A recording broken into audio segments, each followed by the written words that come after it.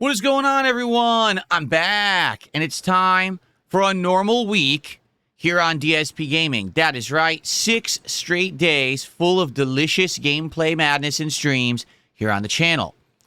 For my return podcast, we have a lot to talk about. Because, ladies and gentlemen, right before I left for a couple of days, it was the premiere and release of Marvel TOKON. Well, Marvel TOKON has now been out for a few days. And while I've been gone, the FGC has been up in arms in massive controversy regarding this game. Why? Because the PC version apparently runs like crap. Which is exactly what I was afraid of, because when I played the open beta a couple weeks ago, it ran like crap every time I tried to play the game online, and I couldn't find matches. So, in light of the controversy, the FGC is abandoning the PC version and moving over to PlayStation 5. But this opens up a big Pandora's box of problems. We're going to talk about all of that, and we're going to talk about my thought process and how I'm approaching the game moving forward right here on the show. Of course, I'll get you all caught up on my couple of days off. We'll talk about the fun week ahead where we're going to attempt to push forward and maybe even wrap up a couple of the ongoing playthroughs, the chill vibes, and more. It's going to be a good one. So everyone, I hope you've had a great couple days away. It's time to get caught up. Sit back and relax. It's time for a week beginning episode of the Level 1 Podcast.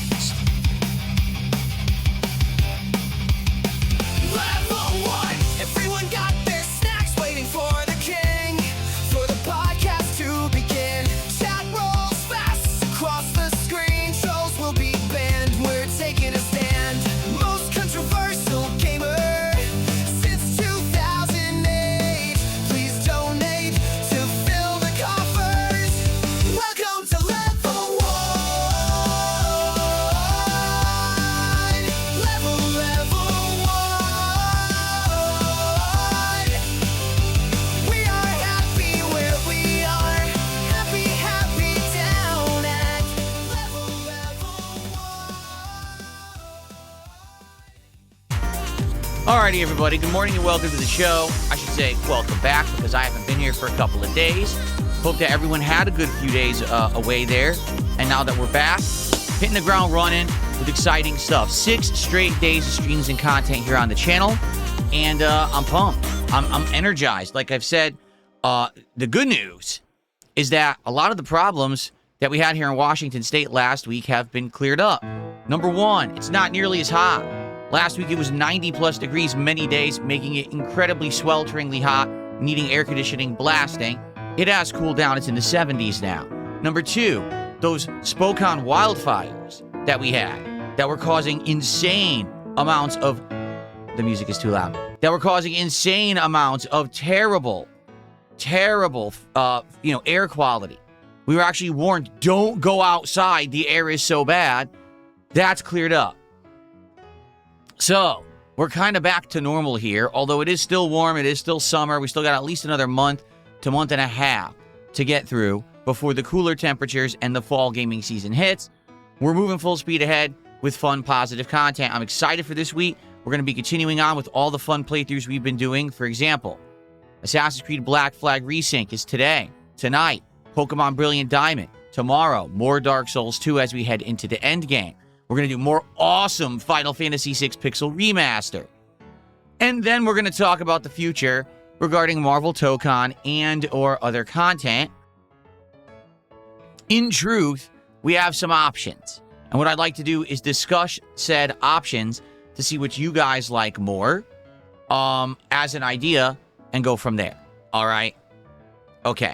First off, before we even get to any of it, all right, what I want to say is this. DSP tries it. Maybe on hold for this week because I haven't really found any good ideas of anything to do. And no one, quite frankly, has come to me with any good ideas either. Like, no one has said, hey, here's a great new item to try or anything like that. It doesn't seem like fast food is doing very well. And as you know, DSP Tries It for me is mostly covering fast food items and reviewing them. Although every once in a while, I'll go to a different kind of restaurant in my area I've covered most of the restaurants in my area that I could really order from effectively. As I've explained to you guys, in the last several years, sadly, this Seattle area has become incredibly limited with its dining options. Most restaurants that weren't Asian-centric closed, and what we're seeing is an influx of exactly the same kind of restaurant. More Korean, more Vietnamese, more Japanese fusion. It's all the same. If every single restaurant is the same kind, what's the point of doing reviews when it's all the same food? Hence the problem. There's really nothing going on right now for me to review. Now, if anyone comes up with an idea in the next 24 hours and it sounds good, let me know. Hit me up in the chat. Say, hey, did you know that so-and-so is doing this new item and you might want to check? I'm open to suggestion. But I've been looking at it myself and have not really sufficiently found anything to do this week. Therefore, unless that changes, we're probably not going to be doing anything for DSP Tries It this week. Maybe by next week we'll find something. But the truth is, it's not a big deal. Why not? Because DSP Tries It isn't any kind of a reward or anything anymore, right? This is just me doing it for fun. And I do like doing it because it is interesting variety for the channel. But to be frank, there's not a reason to do it. I'm not going to do it. And right now, I just don't see a reason to do it. I think maybe give it a skip until there is something more interesting that's worth doing instead of just dropping the money on us expensive fast food every week and it's not very good. Okay, so I'm totally open to suggestion. If you guys want to give me a suggestion today, tag me in either chat. Okay, if you know of anything new, any chains or anything around me, I'm all ears. But I think that we're going to forego DSP Tries It this week unless I get a really good suggestion on this show, basically. Okay? Okay. Now, let's get right into it. Let's talk about Marvel TOKON and the sad fact that this game did not live up to expectations at launch. The FGC is now completely changing its attitude towards one version of the game and what this means for the future of my content here with the game, okay? So first off, for those who don't know, let's just get right into, a full explanation. Marvel TOKON is the brand new fighting game from ArcSys. This is the same company that makes games like Guilty Gear, Blaze Blue, and Dragon Ball FighterZ, okay? It has all of the Marvel properties. The Avengers, the X-Men, Spider-Man, etc. And it is a original concept universe, meaning it's set in like this almost pseudo-Japan style anime-esque version of the Marvel universe with its own lore and interesting stuff. So it's cool because it's got references to the MCU, it's got references to the cartoons, but it's also its own thing. I'll just say this from initially playing the beta and one day of the full release, the production values are off the charts for a fighting game. Probably one of the best looking, most original concept worlds, one of the best stories I've ever seen in a fighting game. Most fighting games don't bother with good stories, or like as of late, the companies that used to do good fighting game stories like NetherRealm have actually fallen off. Well, this seems to me to be one of the best fighting game stories ever. A mysterious challenger, gladiator-style champion guy comes from space and challenges the planet to fight him in teams of 4 versus 1. And if you win, well, you get a reward. If you lose, well, I'm going to crush your planet and make them slaves. Okay? And there's multi-tiered storylines where different groups are trying to get their ragtag bands together to form a team to take on this champion and save the world. Some are doing it for good purposes, some are doing it for completely selfish, evil purposes, and some were somewhere in between, even being forced to do it against their will. So there's 5 story campaigns. Each varies in length, like the Dr. Doom villain campaign is about an hour, 15 minutes, but the Ghost Rider Samurai Outriders campaign, that one was about 2 hours, okay? Now, pretty cool in that regard. Like I said, I actually feel 100% like in this situation that they did a great job and they're actually best in class when it comes to, we put a lot of effort into the visual design, the character design, the storylines, and the offline content. ArcSys hit it out of the park, 100%, okay? The problem is, well, for me, there's 2 problems. The first problem is the fighting game engine itself is not a traditional fighting game engine at all. They based it on team-based combat with a lot of tagging and assists, and a lot of flashy combos and a lot of high hit scenarios. It's not a straightforward 1v1 fighting game in any means, and that's my staple stuff that I grew up playing. Even though, yeah, did I play the Versus series? Of course I did. It was humongous in arcades. It was one of my favorite series of all time. But this game pushes it to the extreme in the realm of easy mode gameplay. Auto combos that literally a baby could execute by just mashing a button like this. Whether you're playing offline or online, anyone can do a ginormous multi-hit combo ending in a huge super that does wild damage. So why did they do that? Well, it's pretty obvious. This is what fighting games are doing. They're pushing in the direction of the ultra-casual. They don't care about competitive gameplay anymore. All they want to do is cater to an audience that will sink money into their game for maximum sales, regardless of the fact that the game plays competitively well. They just want it to look flashy so people will spend money. That's not good. That's taking away the competitive nature of a game for the sake of sales. But every franchise has already undergone this. All the sports games that you love pretty much are watered down now. What about Call of Duty? Holy moly, is Call of Duty changed and watered down now from what it used to be? It seems like every single game and or genre of game that seems to be competitive eventually sells out and becomes this more easy mode mainstream stuff. And the problem with that is that if you want to play at any kind of an entertaining level, you either have to give in to the bullshit and mash buttons, or you have to basically play a ton. Because you can overcome the easy mode nonsense if you play a ton to learn the ways around abusive stuff. Because, especially with modern fighting games, most of the meta, most of the high-end abusable stuff is learned within the first couple of days and shared on the internet. The first person who I played online in Marvel TOKON, the very first experience match I had on Thursday, was someone who had Blade, the vampire hunter. He hit me with an aerial jab, okay? Just a random jab in the air. He landed and then proceeded to do a 50% damage, 100+ hit combo, which was unavoidable because he hit me with an aerial jab.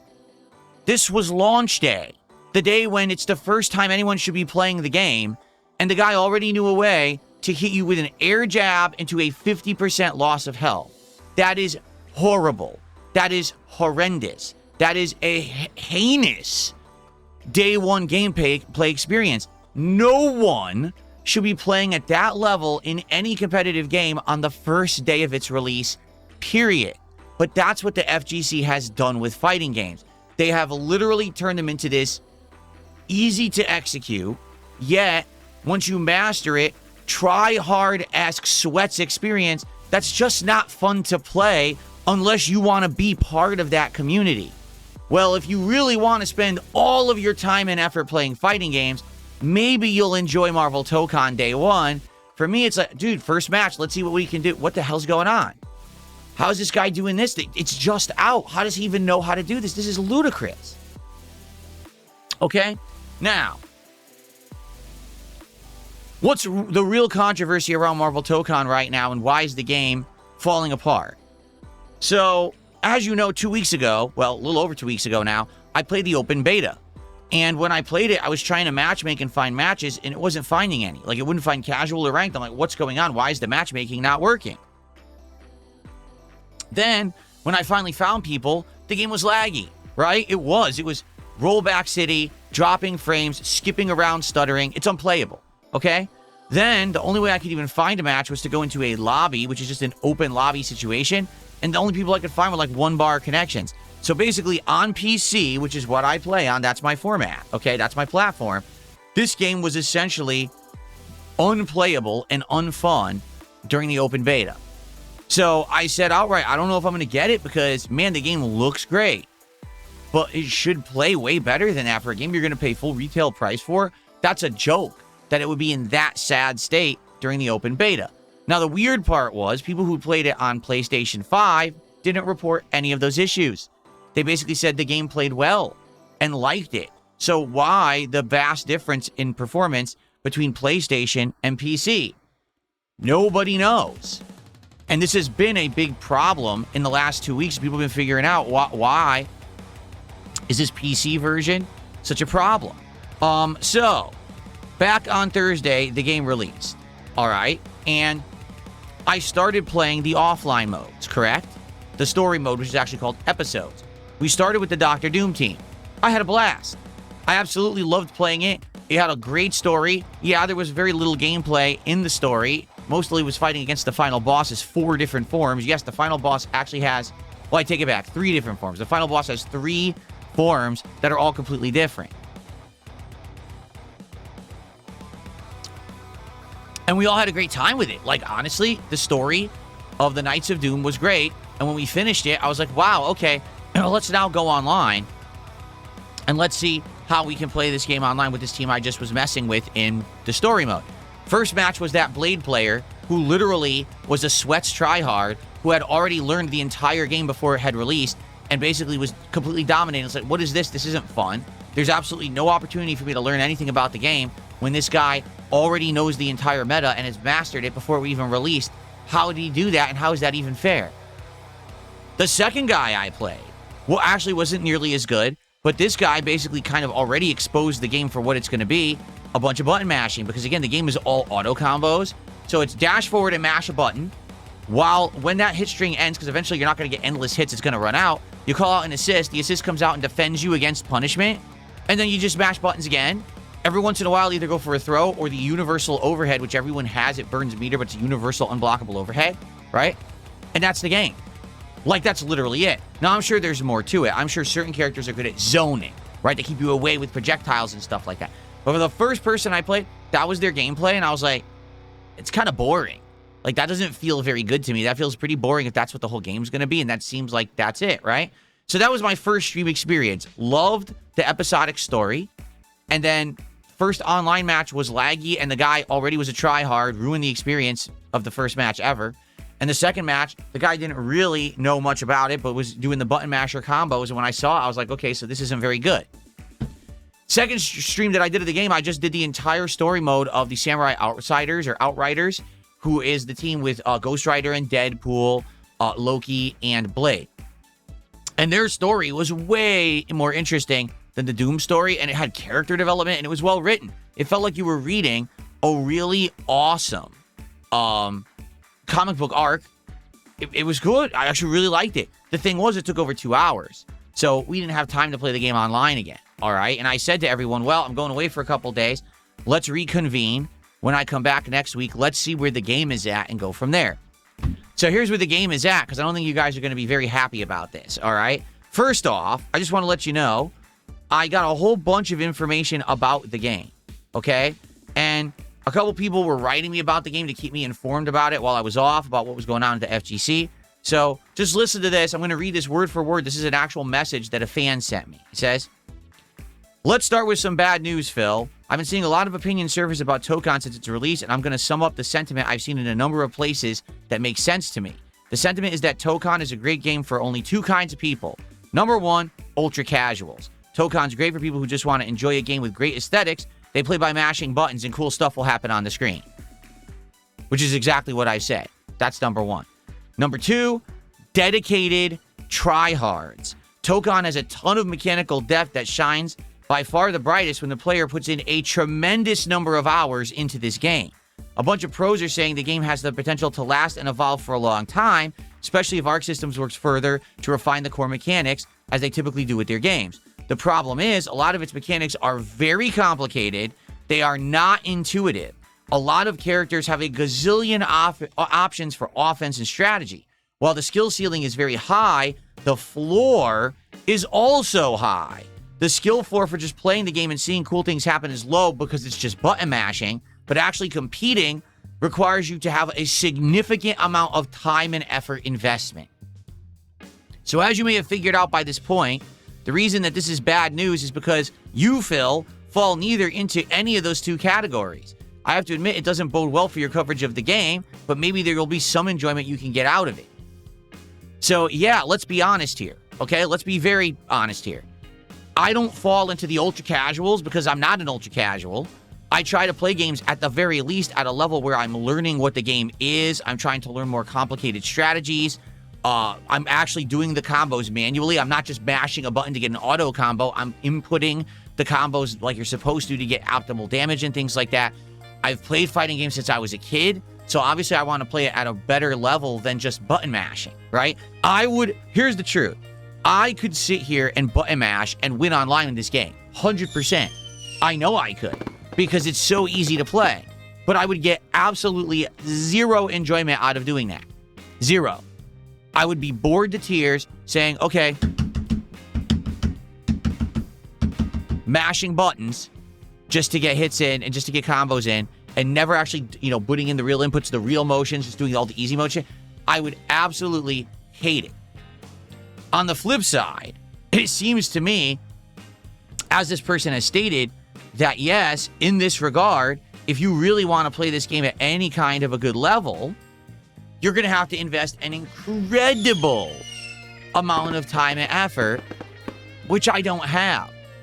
I'm a variety streamer, right? I'm a variety guy. I'm going to be juggling this with many other games. I am not part of the FGC. I'm not known as part of the FGC or someone who covers fighting games extensively. Normally, I just cover them casually. There are some exceptions. For example, when Street Fighter 6 came out, I played an incredible amount of Street Fighter 6. I got pretty good at it. I got tons of characters to master. But that was the difference. Is Street Fighter 6 is a head-to-head traditional fighting game. That's my forte. This style of team-based button-mashing, giant combo, one hit leads to 50% damage kind of game is not my forte. The most I ever played a game like that was Marvel vs. Capcom 2, and that was in the early 2000s. I didn't really play Marvel 3. I hated it. I didn't really play Dragon Ball Fighters. So the ones that would have led to me being good at or liking this game, I didn't play. Okay? So you might say, well, that's not good. Well, let's continue, because there's more that's happened during my days off. Are you ready for this? So, just going to continue. These are messages that I actually got. I just tuned into Maximilian's stream of the game out of curiosity. I saw that he's really struggling with the PC version. He was doing online play and the game was running pretty badly. Slowdown, stuttering, big rollback during most matches. Just not good. And he was commenting on it, baffled that there seems to be literally no way to actually reliably avoid these performance issues when you play this game online. From what I've been able to glean about this, the problem isn't netcode. The PS5 version doesn't seem to have any of these issues. The problem is with the game's performance, which is somehow exacerbated by the online play. If either player during a match has performance issues when you're playing online, the lag happens on both sides. The devs are still saying they're working on improvements, and there's no ETA yet on being able to fix this. Okay? Now, continuing on, this same person sent me a follow-up message and said, so the game is currently being review bombed on Steam due to the big performance issues that it's having. Meanwhile, Maximilian is doing a new stream, and it's titled TOKON PS5 version is great, WTF. So you might say, in light of all of that, what just happened? Okay, well, here's what's happened. In the last 48 plus hours, the FGC has collectively decided they don't want to play Marvel TOKON on PC anymore. That the game runs like shit when you play it online. And here's the problem. If you're doing crossplay and you're on PlayStation 5 and you play someone on PC, everyone gets lag. Everyone stutters, everyone rolls back, and everyone has a bad time. So what's actually happened is the FGC has collectively agreed we're all going to buy this game again on PS5, and we're all going to play it with crossplay disabled, so the lag won't be present for those playing it on PS5. Also, for the record, the FGC tried to refund the game on Steam, and the vast majority of players have been denied, because if you play a fighting game, you likely are going to play it more than 2 hours. So everyone who played this game on launch day played it more than 2 hours, and all of their refunds are denied. No one has been able to get a refund who played it past 2 hours, without exception. Like, no one's getting their money back, because they're like, no, the rule is 2 hours, and you all played the hell out of it on launch day, so even if it doesn't perform well, too bad, you played it too long, so no one can get a refund. Okay? Now, we're going to talk about this right now, because I have a very strong opinion about this, okay? First off, thank you to SMG, who did 400 kicks. So let's get that on the leaderboard. It was 100 kicks separately there. Thank you for that.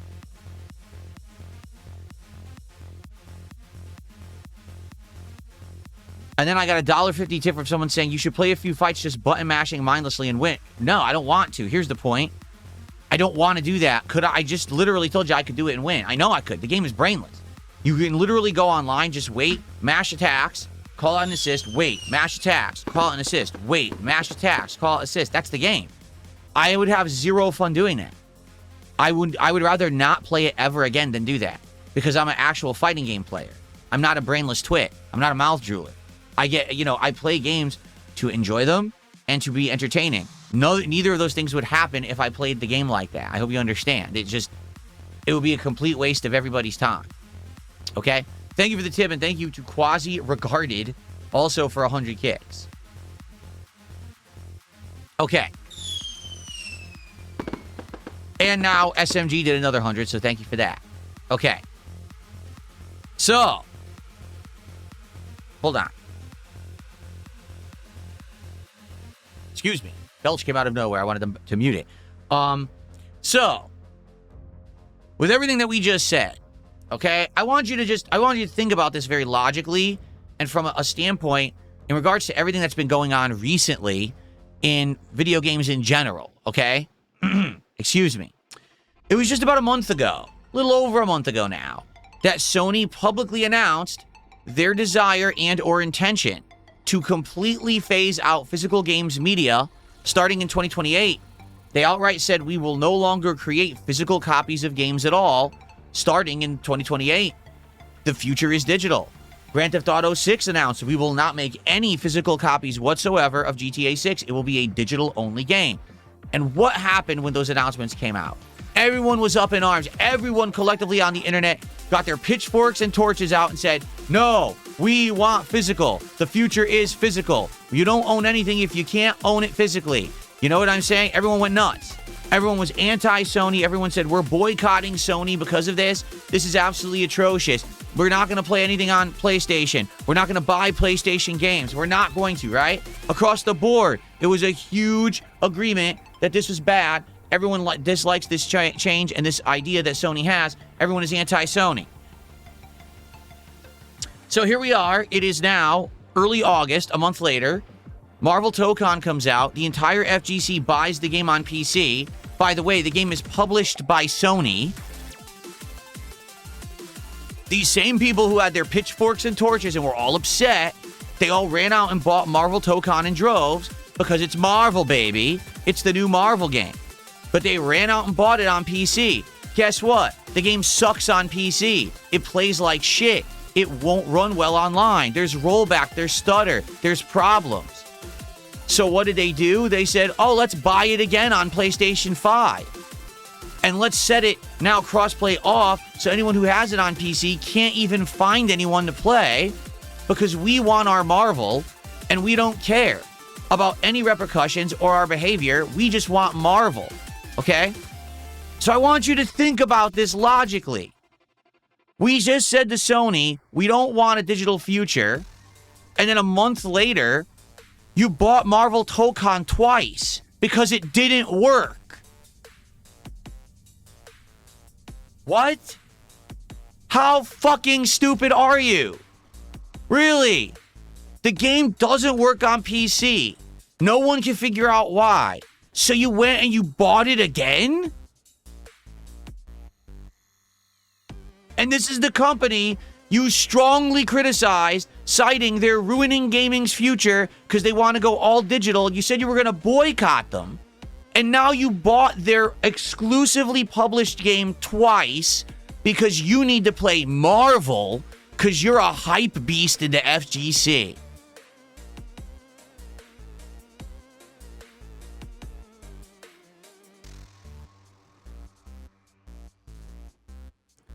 These people are not very intelligent, folks. They're not.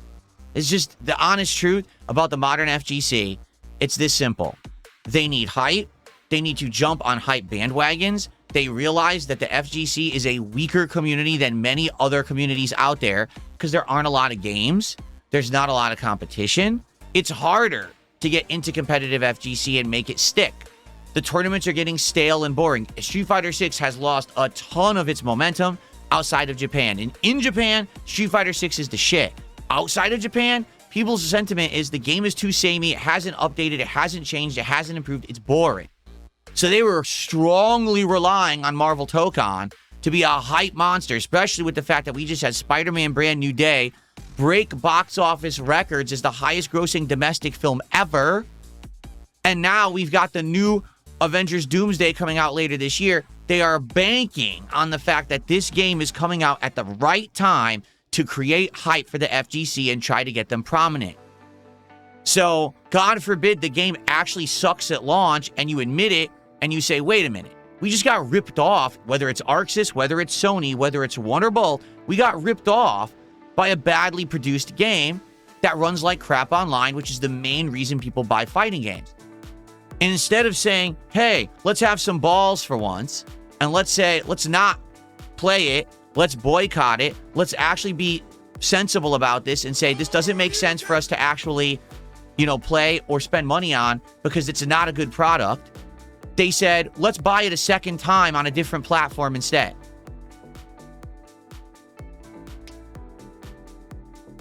And they're pushing for it too. Like, there's creators who are saying, oh, this is better on PS5. Go buy it on PS5. Why would you do that? Why would you tell your customer or your viewer base who relies on you for input and advice to buy the game twice when they can't refund their first purchase?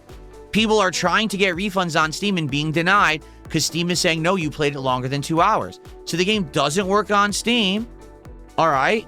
Yet, you're telling them to buy it a second time without getting their money back. Does that sound like responsibility?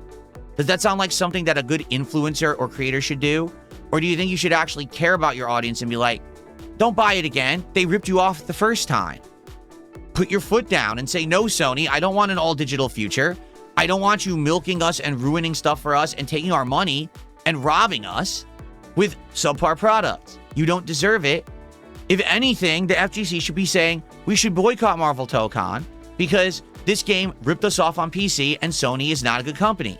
Instead, they're literally telling everyone, buy the game a second time on PlayStation 5 if you want to play it, and everyone should do this because Marvel TOKON is hype, because Marvel TOKON's the future. So the reason that they're doing this is very simple. They're desperate. The FGC knows that they need hype games to keep their community pertinent. If they don't have a new hype game every year, then people stop talking about the FGC. And it lowers in its importance, and it lowers in people caring about watching EVO and other tournaments, and people just don't give a shit. There's entire people who their livelihood is dependent on fighting games being prominent and talked about and streamed and played. So if Marvel TOKON doesn't succeed and ends up being a flop, they're out of money. That bag that they thought they were going to make is now gone. Oh, darn. So what they're going to do is very simple. They're going to lie. They're going to hype. And they're going to shill, which is exactly what they're doing right now. I'm glad that they were honest and saying that the game sucks on PC. That's a good thing that they did. But anyone who bought this game on PC and then recommends you go buy it on a separate platform, even though you can't get your money back for the first version, that's irresponsible. That's not caring whatsoever about your viewing audience and not doing the right thing. The right thing to do would be like, nah, you got ripped off. Don't spend money on that crap. Play something else. But the FGC can't afford to do that. This has been like this forever.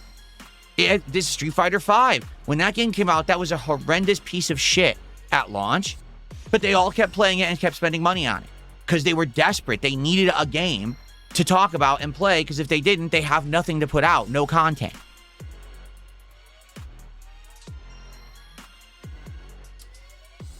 So, that's the truth. That's my take. You could disagree, and that's fine if you do. All right, but here's my take on it. Just like everyone else who bought this on PC, we all got ripped off. All right?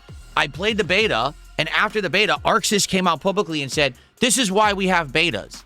To learn, to adjust, and to improve. So rest assured, we took all your feedback during the beta with the PC problems, and this will be fixed for launch 2 weeks later, nothing was fixed for launch. It still runs like shit. Now, it very well could be they'll fix it, okay? But you heard what I just read you about what people have discovered about this game.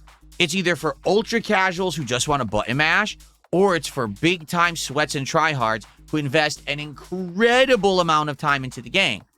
Well, I'm somewhere in the middle. Even to be honest with you, even with Street Fighter 6, I don't think anyone could even consider me to be a tryhard or a sweat. I was more of a hardcore casual. Does that make sense? Like, I would play a lot of it, but then I would still play other games. It wasn't that fighting games were my main focus, and I only played it, and I went to tournaments, and I did all that. I did none of that. I only played the game solely online. I only learned to a certain level. I got certain characters to master, and then I was like, all right, that's enough. And I moved on and did other stuff. To be considered a tryhard or a sweat, like, this is your thing. This is your major focus as a creator or a player, and that's all you do. And I'm never going to do that with fighting games. I just want to make this abundantly clear. Moving forward, I'm not saying that I won't cover fighting games. I'm not saying that I won't enjoy fighting games, and I'm not saying that I'm never going to play a lot of a fighting game, but I can tell you right now, I have found my way of success being a variety creator. Doing fighting games here, a shooter here, an RPG here, Pokemon one day, Assassin's Creed the next, Dark Souls the next. That's how I'm successful, because I jump around and I do variety and I don't get stagnant. If I only played fighting games, things would get stagnant as shit and would actually dry up and be boring around here, and I would lose a ton of my audience. And I know that. That's why I'm a variety creator. And that's why I continuously take your feedback and take your suggestions. I tried to integrate and improve and do new things in my content that I didn't used to do. Great. This entire thing was your idea. Integrating collectible cards and everything into my content was your idea. That was your feedback that allowed me to do that and do something different and do something interesting. Okay, so I'm happy for that I'm doing new things. What if I just sat around playing fighting games all day? Maybe for a very small percentage of you, that would be fine. But for most of you, you'd be like, that's boring. You're doing way too much of it. And I know that because even when I was just playing as much of Street Fighter 6 as I was, a lot of people were complaining that they were bored. Okay?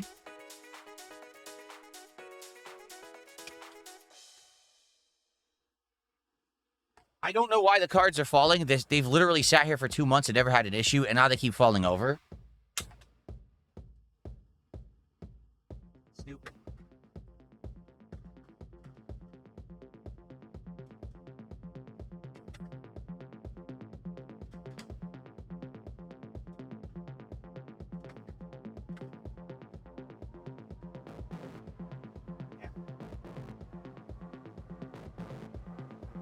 We're going to talk a little bit about that as well, card fluctuating prices, because a lot of these card values have changed, and I actually rearranged the wall this morning based on the card prices fluctuating, which is pretty crazy that they happen the way they do. Some went up, some went down. We'll talk about that. But anyway, in regards to this, right, I'm trying to do variety, and it works. If I just sit here and just play fighting games, I know for a fact it won't work. I'm not known as a fighting game guy. I don't think I ever will be. The fighting game community hates me because at a time when they were struggling and they were really trying to make it, I was popular. I was huge for being myself and not just being a try-hard, sweat grinder trying to win tournaments and shit. And I was doing much better than they were back in the day. So they hate my guts and haven't changed, even though I really don't give a shit about them. They still, dunk on me and say dumb shit about me all the time for no reason. So I don't care about them, and I have no desire to be part of the FGC. I never want to be, okay? So in regards to Marvel TOKON, all right, it's this simple. I bought the game. I made the choice. I even said, hey, even if this game still sucks online like it did in the beta, at least it looks like there's going to be some good offline content. I was right, okay? The game has 5 story episodes. So far, we've played 2. There's still 3 remaining. There's the Avengers, the X-Men, and the Spider-Man team, right? I'm sure that those are going to have some great stories and some good content, right? There's other offline content as well. I actually don't know what it is because I haven't played it yet and I haven't explored it. It may be worth doing. It may not be. I'm not sure. But at the very least, I think that the story modes are actually done exceptionally well and I want to play them, okay? So I will. In fact, I already have another Marvel TOKON stream scheduled for Tuesday on the day stream, and I want to at least play through one, if not two of the stories during that stream. But the thing is, I need you guys to actually show up for it, and here's why I say that. On Thursday, the release day of this game, I played the Doom campaign, and then we played a little bit of online for about 45 minutes, and then I played through the Samurai Outriders campaign. During the Samurai Outriders campaign, all I got was toxic shit from the chat. People were being insanely unfair, very negative, very toxic constantly. And all they were doing was yelling at me to play online, to which I explained, I'm not going to do that because I don't know how to play the game. In order to play online, you need to play with the characters, learn their offline stuff, then you go online. You don't just go right into online play having no concept of how to play the game. It would be a waste of your time. But the audience doesn't listen. They sit there and they spam toxic stuff the entire time.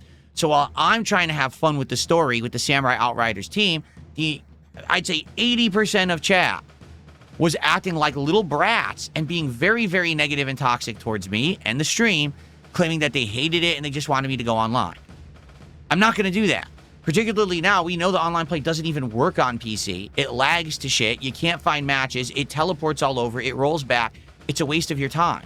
All right, the FGC has now abandoned this actual game online on PC. They're outright said, we're not going to play it anymore.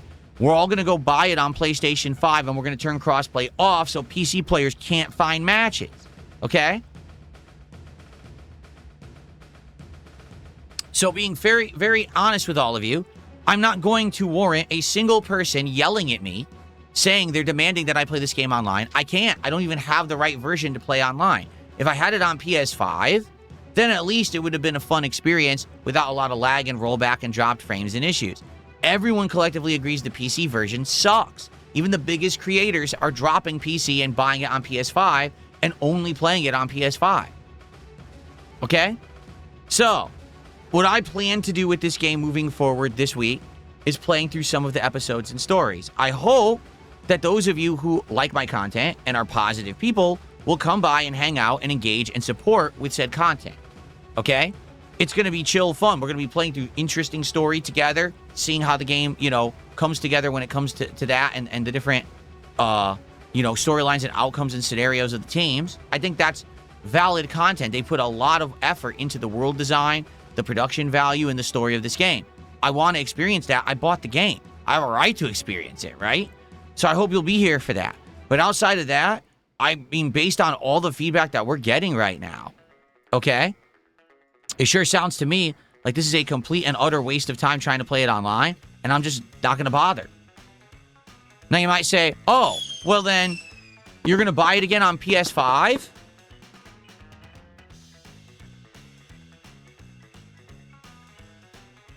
You tell me how this sounds. No! Did that sound echoey? Because I haven't used the echo effect in a while, and I forgot which one was the echo effect. Does this sound echoey to you? I hope it does. Anyway, no, I'm not rebuying the game. I've bought it once. I've given Sony and Arxis my money. All right, I have. And there's no reason for me to buy the game again. Why would I reward a game that doesn't work? I want you to think about that. This game doesn't work. So I'm going to buy it again. Did it need more echo? Okay, hold on. How about now? Does this sound more echoey? I forgot there was two different echoes. And I forgot which echo that was. I think the second echo is stronger. And you start using these effects again. Okay. So, in regards to this, no, I am not going to reward mediocrity. I'm not going to reward bad game development. Again, no one seems to know what the issue is with this game on PC. If it's DRM and it's Sony's fault, if it's the game, the netcode, and then it's Arxis' fault, like no one knows. But at this point, the FGC gave up. Like they all bought it on PC and for 2 days tried to get it to work. They can't, and they all dropped it and said, we're getting it again on PS5, and that's what they're doing. I'm not doing that. I'm not rewarding Arxis and Sony with a second purchase because the game runs poorly. I want you to think how crazy, number one, that even is. Oh, the game's bad, buy it again. But on top of that, this is the same company that you all just said you're boycotting because they're going all digital and they're ruining the future of games. And 1 month later, you're already buying their first Sony-produced game fucking twice because it doesn't even work on the first platform you bought it for. Why are you so stupid? So, I am not doing that, okay? What I will do is this simple. We'll play the stories. We'll see how it goes. I really do hope that you guys will show up for the story mode. Like I said, the next time I'm playing TOKON will be actually on Tuesday. All right, we're going to play this through the story mode. I don't know. You guys will probably vote. You'll determine who the next team is that I play in the story mode or whatever, and we'll go from there. And we'll play it offline for a bit. And if they ever do fix the online play, I would consider trying to learn the game and play it online. But I'm not going to waste time on it now when we outright know it doesn't work and the FGC abandoned it. It's going to be even worse than that beta where I couldn't find anyone. We're going to find no one. Or if we find someone, it's going to be the worst possible connection. It will not be worth playing. So it sucks. It really does. Because this is a game that should have been a massive hit and they botched it horribly. This is probably one of the worst case scenarios. And again, if it weren't for the FGC being so desperate for attention and trying to stay pertinent, they probably would have just dropped it. But they need this game. So they have to go buy it again and basically pad the wallets and pockets of a company that ripped them off. That's messed up, in my opinion. Very stupid. I'm not willing to do that. Okay, it's not a matter of I can't afford the game. Of course I can. I'm not wasting money. I'm not buying it a second time. They don't deserve it. Okay? So, sorry to those who this disappoints because you wanted to see me play online and rage and suck and get beaten in the game. I don't care. You're not pertinent to me. I want to repeat what I just said. You're not pertinent to me. You're not important. I don't care about you. You're the people that don't support my content anyway, so I don't give a fuck about your opinions. I don't care that you were so angry that on launch day I barely played the game online. I don't care that now you're angry that I'm not going to play it online again. I didn't create the situation, but you'll blame me anyway. So why do I give a shit about your invalid opinion? You're insignificant. You're worthless. No one cares. If you're going to sit here and complain constantly that I'm playing the game offline, move on. If I see you complain, you're banned. If you come back, you're banned again. And on top of that, I'm going to publicly ridicule you in my content and streams to show what a loser you are. You sat here on Thursday and you ruined my night stream being toxic dirtbags. I'm going to publicly humiliate you every time you open your mouth on my streams. Okay? There you have it.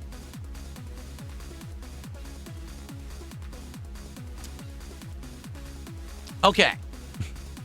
So, that is how we're handling it. I know it sucks. Like, I'm very disappointed. I went into this with the intention, all right? Really, I went into this with the intention that we would actually have a great time with a brand new fighting game. I thought that Marvel would be the opportunity for that because, hey, it's the IP that everyone likes right now. Brand New Day just did great in theaters. We got Doomsday coming out later this year. Everyone's getting hyped for Marvel again. Marvel's been kind of slow and dead for years with their movies flopping and their TV shows doing poorly. This looked like the comeback. They fucked it up. Whether it's Arxis, Sony, or a combination of the two, they literally fucked it up. And it's not anyone's blame but theirs. I have more important things to do than waste time on a broken game. And as I've now been explained to about it, unless I just want to play as a button-mashing idiot, to actually learn the game takes an incredible amount of time investment. I'm not willing to do that for a broken game. I'm just not. I'm not giving them more money. I'm not giving them my time. They don't deserve it. To be frank with you, this isn't the first time I got burned by Arxis. Dragon Ball FighterZ also sucked. I don't know if you guys remember, Dragon Ball FighterZ was atrociously bad online when it released. It took them 3 to 4 months of updates and patches to actually make the game more viable to play online. I had already dropped it by then. I played it for like a month and a half. I said, I've had enough. It's too laggy. It's too shitty. I'm not wasting time. And I moved on and did other content and never went back to it ever. In all the years people played it, I never played it again. My time's too valuable as I get older. My time's too valuable to waste on garbage products that they're not finishing before they release. In this case, they didn't finish the game before they released it. They claimed they learned from the beta. They literally learned nothing. Released it, busted, didn't care, pocketed everyone's money. So I don't care about the game. What I do like is the story, because you can tell they put effort into the story. That's what I'm going to focus on. Okay? I'm not going to waste time on a busted game. Okay? So we will play more of it. And for those of you who are chill and like the content and are here for fun, we will have fun with Marvel TOKON. We will. Just come back later this week on Tuesday. If that stream on Tuesday does well, then we'll do more until we finish all the story-based content. Okay? So it's that simple. I'm not going to waste time on something that doesn't deserve it. Okay? And here's the other thing, because this is the other side of the coin here. It was just announced last week. Super Mario Sunshine is coming out on Switch 2 this week. Out of nowhere. Like, it had never been announced. I think it comes out on the 13th. Let's see.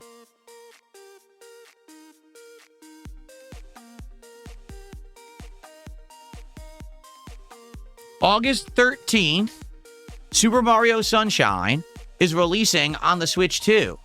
Okay? And ever since that game came out, I hated it. I don't say when it came out. When I played it, like 7-8 years ago. Remember, I played it on the Wii. It was actually, it was longer than that, wasn't it? When did I play Super Mario Sunshine? Let's see.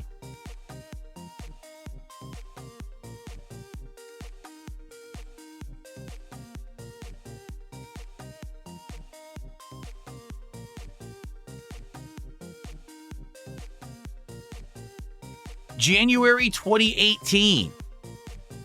So almost 9 years ago is when I played Super Mario Sunshine. I played it on the Wii. It was the original GameCube disc, but because I played it with an adapter, basically it ran horribly. I don't know if you guys remember. It had like fuzzy graphics and there was input delay. And on top of that, I really kind of just, to be honest, didn't really have a good time with it. I actually feel it was like the weakest Mario game. But ever since I played it, people were like, will you play it again? Like, play it again? Why would you want me to play it again? Oh, because you didn't like it as much, but now maybe it's been 8-9 years. Maybe you'll think different. At this point, though, the thing is, since I'll be playing it, if I'm playing it on Switch 2, there shouldn't be input delay and the graphics should be better, right? So maybe it would be a better experience the second time around. I don't know. But that's an option. Like, that's an option to do later this week, since now it looks like Marvel TOKON, once we play through the story, we're done with it. Maybe we play Mario Sunshine. Okay?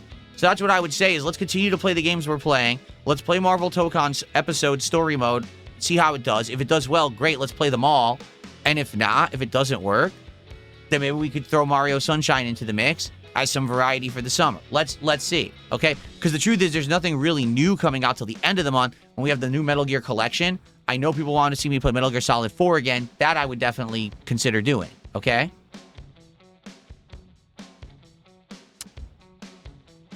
Okay, so that's that. And I'm sorry for those who had big hopes for Marvel TOKON. I did too. I wanted to play it, and I hoped it would be good. I had no clue that they would botch it this bad. And I'm not going to do what the FGC does and double spend and line the pockets of people who don't deserve the money because we're desperate. I'm not desperate. I don't need the content of Marvel TOKON. There's a million other things I could be doing. I'm not like the FGC where I rely on the new fighting game to have content to make. So I'm not going to waste time on it. Okay? Okay. To be honest, Comedy Master says, will you play any other games in that Metal Gear collection? I don't even know what other games are in that Metal Gear collection. I only knew that Metal Gear Solid 4 was in it, and that was the big one. So that's the one I know everyone wants to see. Okay. Let's do some quick shout-outs. All right? Then I want to give you guys an update on card stuff, and then we could just hang out for the rest of the show. Okay? So, Martin Shortbus did a $6.97 Canadian Super Chat. Which is funny because I was going to say, oh, isn't that less than what he was doing last week? No, the Canadian dollar is more valuable now compared to the American dollar. So it's still a $5 Super Chat. So thank you to Martin Shortbus for our first Super Chat of the week.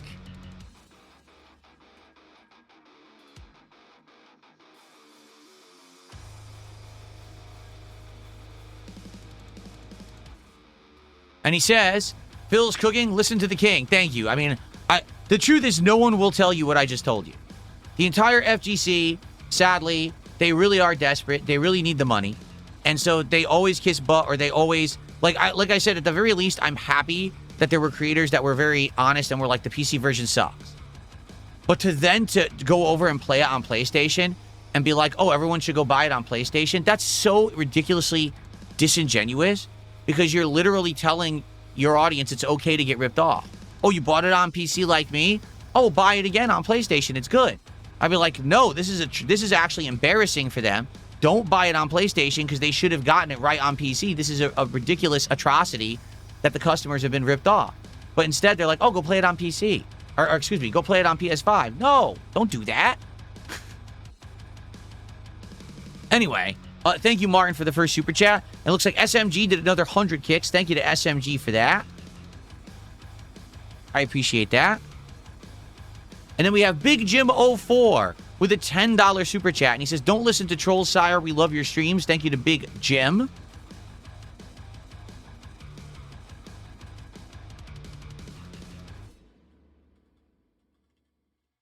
I appreciate that. That is now the biggest contribution of the day. And Hellman did 500 kicks on Kick. Says, if you want to play TOKON on PS5, we'll gift it to you. If you don't, we'll support you anyway. It's your show. You make the rules. Disregard detractors. Exactly. I know what the detractors want. I'm not making content for detractors. All right? They were so upset with me that I did not play the game online any further on Thursday. They were so upset because they didn't have anything to content farm. They really wanted to, oh, look, here's Phil losing endlessly in this new fighting game. So, yeah, I mean, thank you, Hellman. I appreciate that. Now, here's the truth. Again, it's not the money. It doesn't matter. It's irregardless of who buys it. If I buy it again on PS5, I'm rewarding someone who made a bad game. If you buy it for me on PS5, then you're rewarding someone who made a bad game. The issue is rewarding someone who made a bad game. Does that make sense? Does that make sense? You don't want to reward errors, because as we've seen in the industry, if you continuously reward mediocrity, if you reward failure, the failure continues, right? Everyone complained for 13 years that Rockstar wouldn't make GTA 6. Everyone wanted it. Where is it? Yet they kept spending money on GTA Online. That's why you didn't have GTA 6. Like, literally, it was a direct result of your actions is the reason why the thing you were complaining about was continuing. Everyone keeps complaining. Where's the new Elder Scrolls? Why won't they make a new Fallout? Yet Elder Scrolls Online and Fallout 76 continue to make big profits for Bethesda. So why are they going to pump out another game? So if you reward the error, if you reward mediocrity, you'll get nothing but more mediocrity or failure. In this case, I consider a fighting game with broken, unfunctional online play at launch, that's utter failure. That's not even mediocrity, because that shouldn't be common, yet it has been. We've had so many fighting games that launch and they're not ready. And then they launch broken and it takes weeks to years for them to fix this shit. That's pathetic.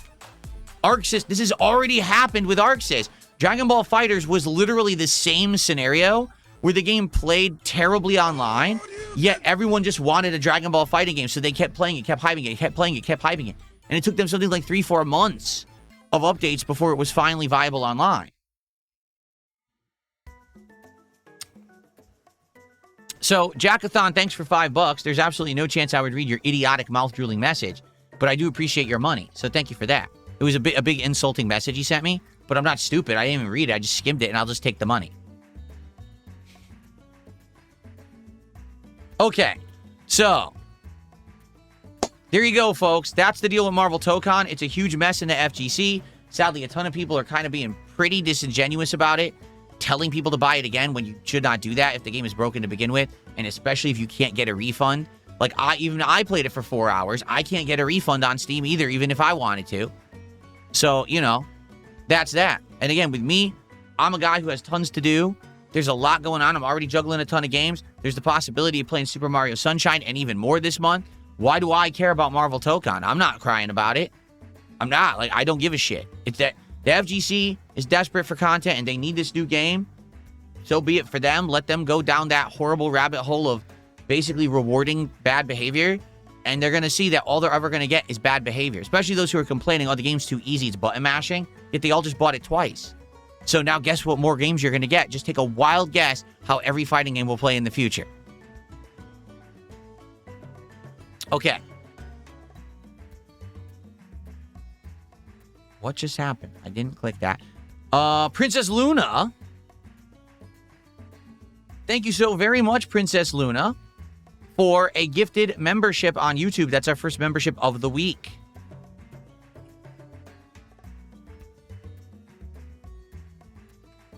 Thank you, thank you. Okay, so now that that's finally out of the way, all right, let's move on to the next topic. Let's talk about the status of cards and everything, because I already did some updates here, and I want to tell you about how things are going with everything. So last week, for those who don't know, the TCG stuff went crazy. It was only a 5-day week here on DSPGaming. I opened 4 boxes of cards last week. 4 boxes, okay? We finished Pokemon Pitch Black. We did the entirety of the Pal World box. We did the entirety of the Lorcana Reign of Jafar box. And we did the entirety of the One Piece Adventure on Kami's Island box. That was ridiculous, the amount of support and the crazy amount of cards that I opened in 1 week. I never expected ever that I would ever be doing that much, okay? But obviously, you guys are liking the content. You guys are enjoying. You know what I'm saying? You guys are enjoying the content, or else you wouldn't be supporting it and asking for more. All right? So where did we end last week? We ended last week doing this. We cracked open a box of Yu-Gi-Oh! Chaos Origins, which did arrive on Thursday. We got into 4 packs, okay? So to be honest, I like the look of the cards, but I just don't understand them. I don't know the difference between a trap card, a character card, a spell card. I don't know how the game is played. I've never seen the show, so I recognize absolutely nothing on the cards. I do think that the quality of the cards is nice, and from what I'm being told, there are 2 rares, like full art cards in each box, so I'm guaranteed to get some hits in the box. I just don't know how many or the quality that they will be. What's funny is the people who are criticizing Yu-Gi-Oh cards don't seem to have any, like, knowledge of them. Like, people, oh, Yu-Gi-Oh cards have no value because they get reprinted endlessly. Yeah, but this is a first edition box, and each card has a foil stamp on it to prove it's first edition. So it doesn't matter if they get reprinted 1,000,000 times, the value is in the first edition print. That's like saying because a comic book got a bunch of reprints, the first edition isn't worth anything. Completely false. The first edition is always worth something. It's the reprints that are worth nothing. So I don't even understand what people are saying when they say this nonsense. So, anyway, yeah, I'm excited to do more of these, okay? But at the same time, we also have this. I returned to Pokemon Surging Sparks, because this was a set that we did very, very early on, okay? And, oops. Very, very early on, when we were unpacking cards back in May and early June, okay? This was the set that we were doing. This is where we got our mega rare or hyper rare golden Pikachu up there. That was worth almost $100. And it's a really good set. I like it. It's the Alolan version, so basically the Hawaiian versions of Pokemon that are kind of special. The cards look great. It's a good set of cards. So, we have Surging Sparks, and we have Yu-Gi-Oh! Chaos Origins cards that we'll be opening as we hit support milestones this week.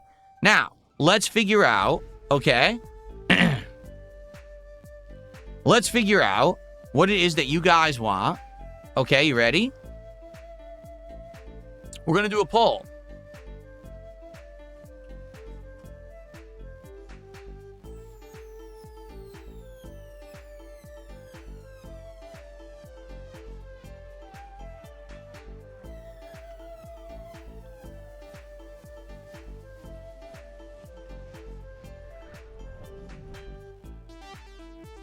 Chaos Origins. I always forget the name of it.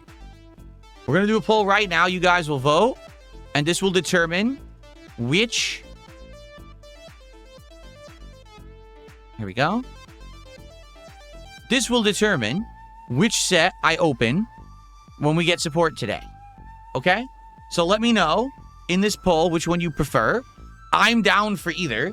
Either one. Like, with Yu-Gi-Oh!, this is a first-time experience. I'm learning about the cards for the first time. I find it interesting. Maybe we'll get a hit and see what they look like.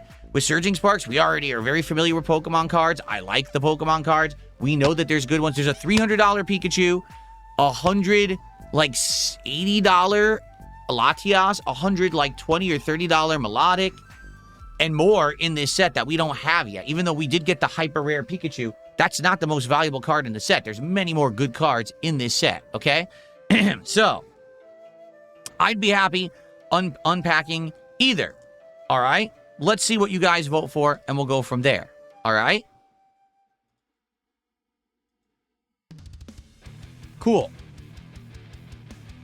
Also, keep in mind, we're still doing Prismatic Evolutions as our bonus packs for big contributions of $100 or more, or if we hit a milestone of $250 cumulative dollars any stream. I have 2 more here and then a whole other 6-pack, so we're good for now for the week. We should have enough of the premium packs to open and continue on, okay?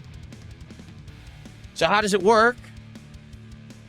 Quick reminder, we do milestones. When we hit a $100 support milestone, that's a pack that I'll open on stream for DSP pack rips. 150, another pack. 200, another pack, and every 50 after. If we get a big contribution of $50 or more in one go, that's a guaranteed bonus pack. If we get a contribution of $100, that's a guaranteed regular pack, and then I open a pack of Prismatic Evolutions as well. Okay? So, let's get some support today for the content. Let's get some support rolling. Let's get some packs set for opening. As you know, I open at least 2 packs at a time during DSP pack rips. So if we can get to 2 milestones today, or we get a $50 contribution and we hit a milestone, I'll be doing DSP pack rips at the end of this stream, and we'll be seeing our first cards. It looks like right now, Yu-Gi-Oh! Is in the lead again. I guess you guys are interested to see the Yu-Gi-Oh! Cards. Again, I don't know much about them.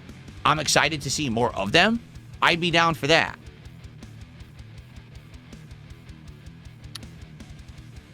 Okay. Arthur Morgan's Horse says, I honestly think a lot of the basic non-value cards look better than the hits. To be honest with you, yeah, some of the stuff that we've seen, right? Or you'll think it's worth something because it's like full hollow metallic rare art. You look it up, it's worth $1. Huh? Why does this card look so good if it's worth $1? Right? I just don't understand that they make such cards look so good and then they're worth $1. That actually drives me, well, it doesn't drive me nuts, but it makes me confused. Why bother making the card look that good if it's not going to have value? Like, some of the One Piece cards look sick and like 75 cents. Huh? I'm not saying the good One Piece cards don't look good. Like that Brook that we got looks sick. Really, really good card. But then why does the other ones look so good too? I don't get it. Anyway, the other thing I wanted to say was, oh, by the way, thank you to the Nixter97 who gifted a membership. Thank you to Nixter for the membership. We're now at $39 of support. Thank you guys for the early support. Can we get our first sub of the new week on Kick?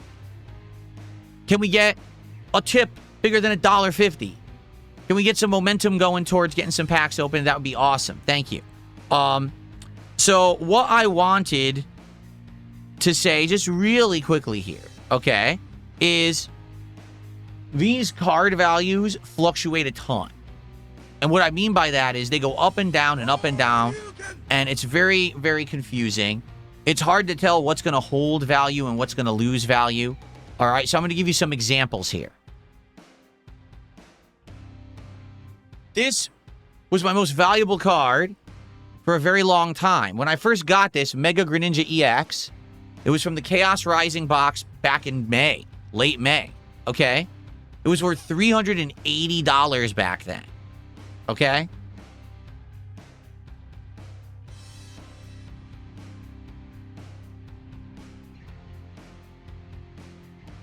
As of right now,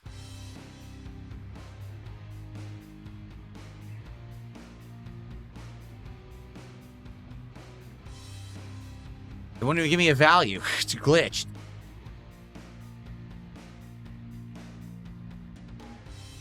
As of right now, this card has dropped to $210. So that's a tremendous amount of value lost. You might say, well, whoa, what happened? Why on earth did it lose so much value? Okay. Well, because this was a brand new card when I pulled it. It was literally the hot new set. And so it was worth a ton of value immediately in the moment. But what happens is the market adjusts. And then those big inflated values level out. And then the card isn't worth nearly as much. So it's still worth $210. It's still my most valuable card. But man, it nearly halved in value in only the couple of months that I had it. To give you some perspective here, now the latest set is called Pitch Black. The highest value card when it first released in late July was over $500. Now that card is worth less than $200. That card actually dipped even worse than this one and even more quickly. Okay? So that's just how it happens. Okay? That's how all these cards go. All right? Now, to give you some perspective, this is Groudon from Paradox Rift, okay?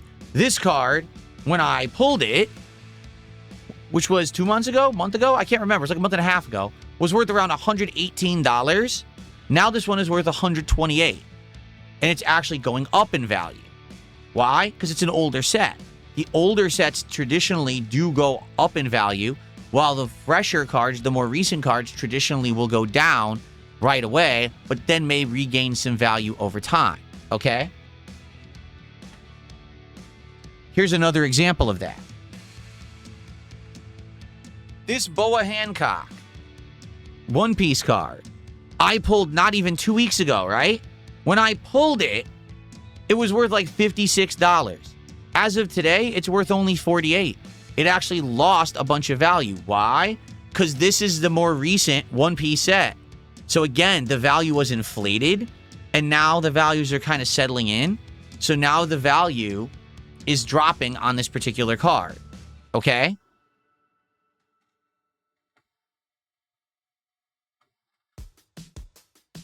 This is the Cloud Strife Legendary Hero card from the Final Fantasy Magic the Gathering set. Okay?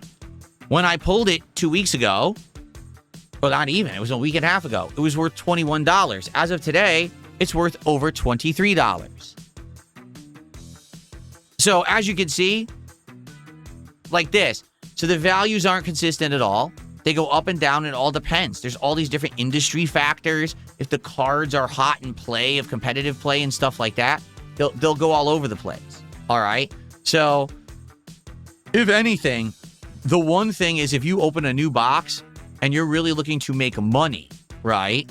You essentially really need to go ahead and sell right away. Rip the box, hope for the best, and sell. That's the way to make money immediately. But if you're collecting, you're always going to find new cards are going to have value, and then they're going to lose the value over time, but then they might gain it back again over time again. Okay? So incidentally, I reorganized the tree. The top row remains the same, but even that second row, the Boa Hancock got downgraded. Actually, the Chandelure that we just pulled gained a few bucks of value, so that moved up a spot. And actually, the Blackbeard went way down too. He was 31, now he's like $25 in value, so he went down. But that will happen. You'll see fluctuations over time where things will go up and down. That's just how it is in the card industry. So, all right, so Yu-Gi-Oh cards have won the poll. You guys want more Yu-Gi-Oh today, Chaos Origins. I'm totally down for that. Again, that's a set I don't know much or anything about. I'm learning very slowly. I hope that you guys will help me to understand the Yu-Gi-Oh cards as we do more with them. I'm open to learning and suggestion and all kinds of stuff about the. I want to learn how they work. Okay, so yes, when we get to $100 of support, that's a Yu-Gi-Oh pack. If we get a $50 contribution, that's a Yu-Gi-Oh pack. Let's get some support rolling in so we can do DSP pack rips today. Okay, XJW9 did 500 kicks. Thank you so much, XJW9. Let's get that on the leaderboard. I have a disgusting hair in my mouth. Ugh. Started tickling my tongue. Ew.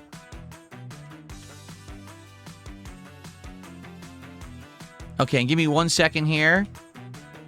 Because sadly, the trolls are back. So I'm going to once again put up my pinned note, everybody. I was hoping maybe fresh new week, the trolls wouldn't be here. Oh, no. They still have no life. They're going to be here. So I just posted up the message again. Everyone in the chats, if you could read the pinned message, I would greatly appreciate it. Okay? Okay. So XJW says, with Yu-Gi-Oh, trap cards are defensive spells. Regular spells are more like modifiers or bonuses. The monsters are your team of fighters. Oh, okay. Are they all monsters, or are there other, like, human-like characters, too? I'm just curious. I know nothing about it. And then there were other things, too. Well, I'm interested when we open new cards. I'm interested to see what's what. And so I can continue to learn, because it is confusing. And then thank you to Spoderman with a $2 super chat. He says, are you selling the cards or holding on to them? I've only been collecting for just under 3 months. If you take a look, we're actually about the 2.5 month mark right now. We started in late May. So now we're about 2.5 months. No, I'm not selling anything right now. Okay? Long term, as the collection grows, as these things continue, right? There's a chance that maybe I would sell stuff. Right now, absolutely not. Right now, we're just getting started. We're trying different kinds of cards. We're enjoying stuff. You know what I'm saying? We're having a good time with it. That's what it's all about. I'm learning about the different card sets, the different IPs, how they work, the values, the grades, the look, all of it. It's fun. The collection aspect is a lot of fun. XJW says it's a mix of mobsters and wizards and stuff. Huh. So it is a mix. There's monsters, wizards, all kinds of stuff. Interesting. Layla says, if you turned on 1 week sub-only mode, would it stop sock accounts? Yes and no. Whatever sock accounts they made today, they wouldn't talk for a week, but then in a week, they just flood the channel with the same accounts anyway. You know what I mean? So there really is no solution to there's no solution to the sock accounts. There's no real solution to the view botting. I can't affect it. I just got to put up with it and just let everyone know what's going on so they can ignore it. Okay?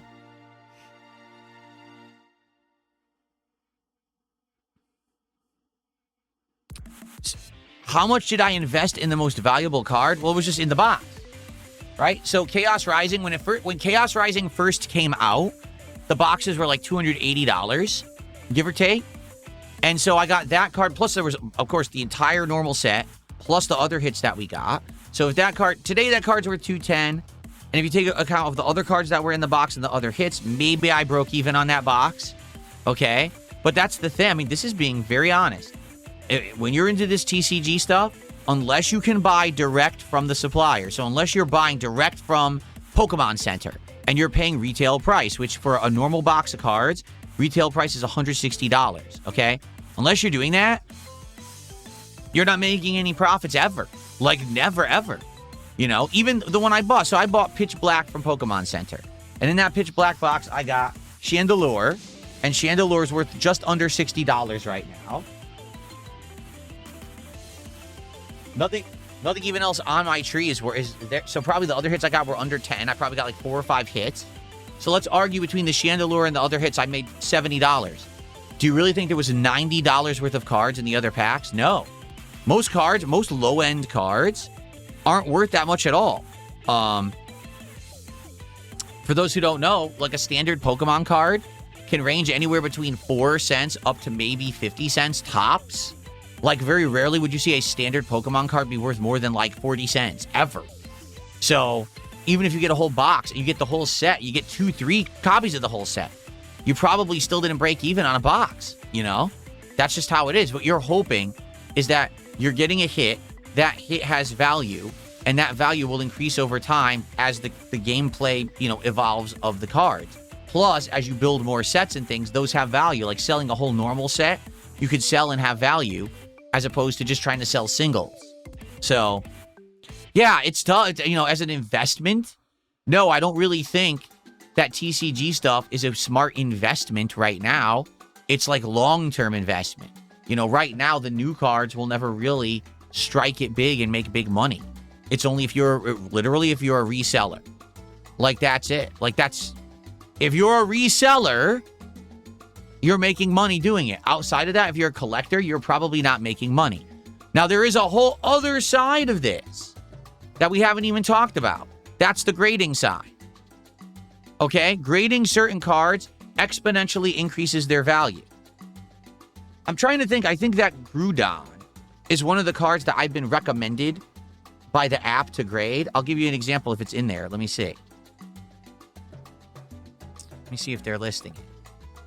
Yes. Okay, so here's an example, okay? So taking a look at the Groudon card, which is worth $100 right now it's 126 today. Again, it goes all over the place. So it's worth 126 raw, meaning no grade, it's just a standard card. If I were to send this card in for grading purposes, and it got graded a PSA 10, meaning the highest grade of quality, there's no damage to the card, there's no physical problems, it's centered well, and if they gave it a PSA 10, the card would be worth $718. So it would go from 126 to 718 simply because I sent it in to get graded. Well, how much does it cost to get graded? It depends on the speed. If you pay for expedited, it's probably around $100. If you go slow boat, it's probably like $25 to $50. So you pay $100, but then your card increases in value by around $600. So the grading system could actually potentially make stuff blow up in value. Okay, just being honest here. I'm trying to see other recommended cards that they're recommending I send in for grading. And see, apparently if I send this guy in for grading, it won't even triple his value. Like, it would probably still be around $600. So they're all various different levels. Yeah. I would have to see which ones I would want to send in for grading if I did. I'd have to determine, what would make sense. And the other problem is, it takes forever. Like, right now, even if you send it in with the most expedited grading process, it still takes months. So you lose your cards for months. You got to hope that they get taken care of, that they don't get damaged or lost in transit. You know what I mean? There's a lot of factors involved. So, Sporterman did another $5 super chat. He says, why are store clerks cutting the plastic to stop reselling as if they have control of the product after it's purchased? I don't understand the legality. Well, quite frankly, I just don't think that the industry was designed for resellers. I think that when the company is making these cards, right, they're intending for either collectors or people actually playing the game. That's who the cards are for. Like a hobbyist like me, who's just collecting for their personal collection, having fun opening the cards and enjoying with an audience, that's one audience. And the other audience are the people who actually play the game. That's the two audiences they're trying to sell for. I don't think when they're designing this product, they're just intending that it goes out to be resold, and that the reseller's market is the primary market for the cards. And so they're upset about that because the availability of the cards is not what it should be. Right now, why do you think Pokemon vending machines exist? Because the intention was anyone who just wanted to go get Pokemon cards should be able to go buy them from a vending machine and play with them immediately. And the sad fact is that's not available. Vending machines are empty nationwide. I have 3 different Pokemon vending machines in my area. They're all always empty or out of service. I was just at the mall, endlessly down for maintenance because they don't even bother stocking it because they know if they do, there'll be fights in the mall over the cards. The one at my local grocery store, I've never seen a single card in. It's just empty endlessly. So, you see, they designed the cards for players and collectors, and the players and collectors can't get them because the scalpers are buying them all up. So, let's say, for example, Target, because I think that's the store that's doing this now. Target has made a policy that when they stock Pokemon cards, they are actually going to take a box cutter, okay, and they are going to open the plastic seal. They're not going to damage the product. They're not going to cut through the cardboard. They're not going to damage the cards. All they're doing is they're breaking the seal. Why are they doing that? Because resellers can't sell broken product, because then if they do, no one trusts that it's real. People will say, I'm not going to buy a broken open box because it could be fake packs inside, right? For example,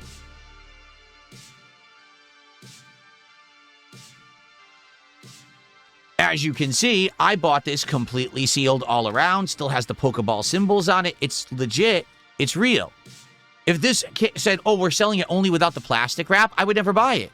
Well, I would never buy a box without the plastic because that means they could have swapped the packs out and put in packs that they know have no value because they already pulled packs that had the good cards in it and just built a box of dupes. You see? Because in reality, any actual real box of Pokemon cards is guaranteed a certain amount of hits. I think the least you can get is 4, but you're always supposed to get at least 4, and some of those being good hits.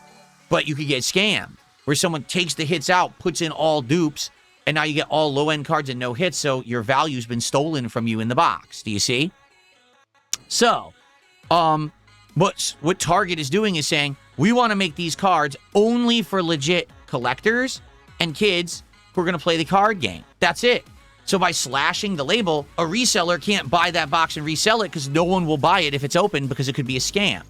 So they're screwing over the resellers, and only legit people would buy. Like right now, if I went to my local Target and they had a shipment of cards coming off and they're like, they slashed it, I would still buy it. I know it's real. It's right there in front of me. Of course it's real. It's not a scam. You know, Target's not scamming the customer. And by the way, for the record, Target has the right to do that because they own the product. If they bought it legally and it's their inventory, they could do it. They could throw it out if they want. That's their prerogative. They own it. They could slash it. They could do whatever. They could write all over it. You know, that's up to them. So there you go.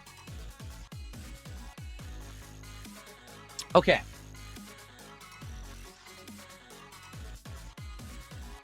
Okay, so here we go. This podcast is dumb. So was the last one. Okay, so here's what you can do. You can both be permanently banned and don't come back because no one cares about your opinion. If you're here, then don't watch. If you don't like it, don't watch it. But what are you here watching for if you don't like the content and what we talk about? Then get fucked.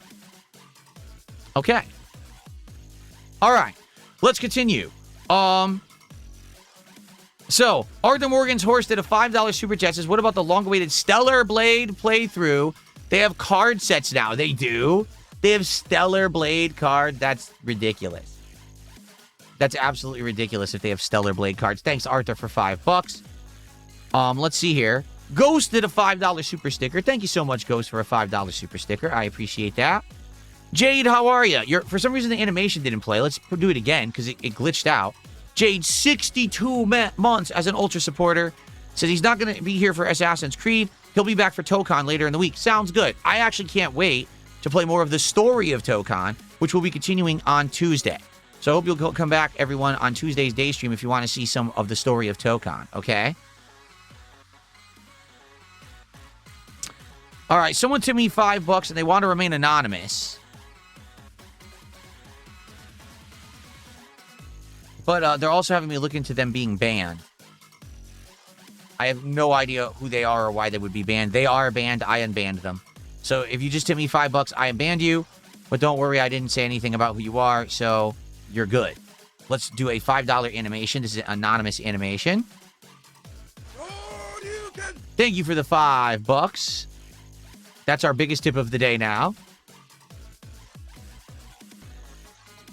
Okay.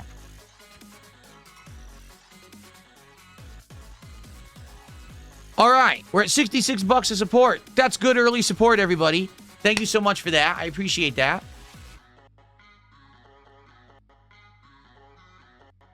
Would I ever play Huni Pop, a card collecting game with RPG elements? I've heard of it, but I don't know anything about it. The name is very familiar, but I've never looked into it.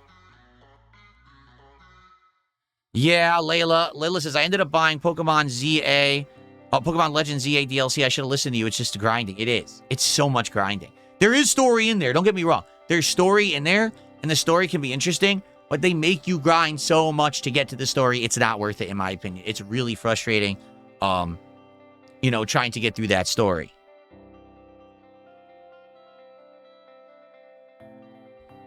All right.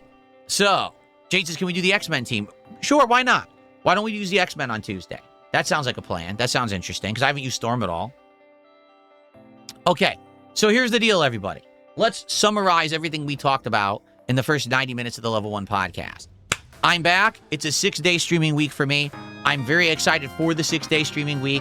It's going to be a good variety of continuing on with all the playthroughs we're doing, the story of Marvel TOKON, and possibly maybe later in the week, maybe even some Super Mario Sunshine if people desire it. We'll see how that goes. No online Marvel TOKON because it doesn't work on PC.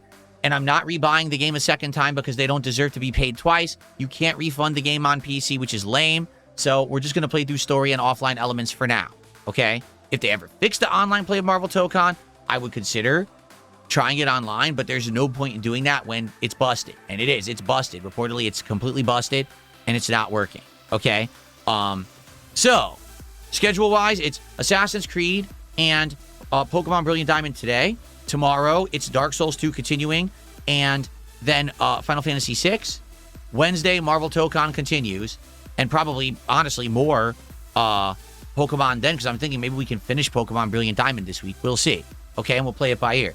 As for DSP Tries It, sadly, probably not doing DSP Tries It this week, simply because the fact is, there is no real stuff to try. There's nothing new. Fast food is in a bad way right now. These businesses are just not trying anything new. It's lame. You want to do something new, and then you find out it's just they reorganize the exact same ingredients a million times over and over. Very stupid. So, yeah, I'm not going to be doing DSP Tries It unless someone suggests something truly interesting that maybe I wasn't aware of. All right, but as of now, I looked into everything, and nothing looks very good. Everything looks pretty crappy in fast food right now, so I'm probably just skipping it this week. Okay? Which is fine. It's not a reward. It's not based on milestones. It's just for fun. Since we can't have fun because there's nothing new, we'll come back to DSP Tries It when there's something new to try. If you have a suggestion, if something new is coming out, please share and let me know. But outside of that, I'm just going to kind of hold off on DSP Tries It for now. Okay? And as for cards, right now, we're opening Yu-Gi-Oh! Chaos Origins and Pokemon Surging Sparks. Dependent on how the week goes, if we get big surges of support, I might get more. Oh, that is the other thing I wanted to talk about. If you remember, back when we were talking about cards on Thursday morning's podcast, a big suggestion that I got was Dragon Ball, right? And we were looking it up, and I was actually looking at the availability of these Dragon Ball cards. So Dragon Ball Super TCG, and it was called, it wasn't Fusion, it was called Masters, right? Yeah.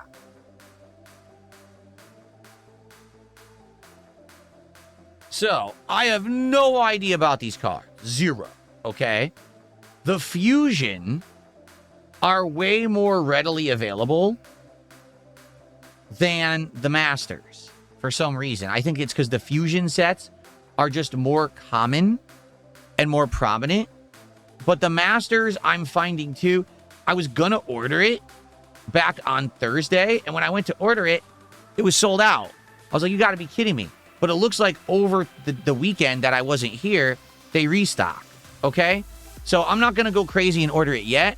But if we start going crazy, let's say, for example, we get tons of support, we start opening a bunch of cards again, that might be the next thing that I get. Okay? We'll see. But that might be the very next thing that I get, would be, let's try some Dragon Ball cards. And if it is the Masters set that makes sense, then that's the one that I'll get.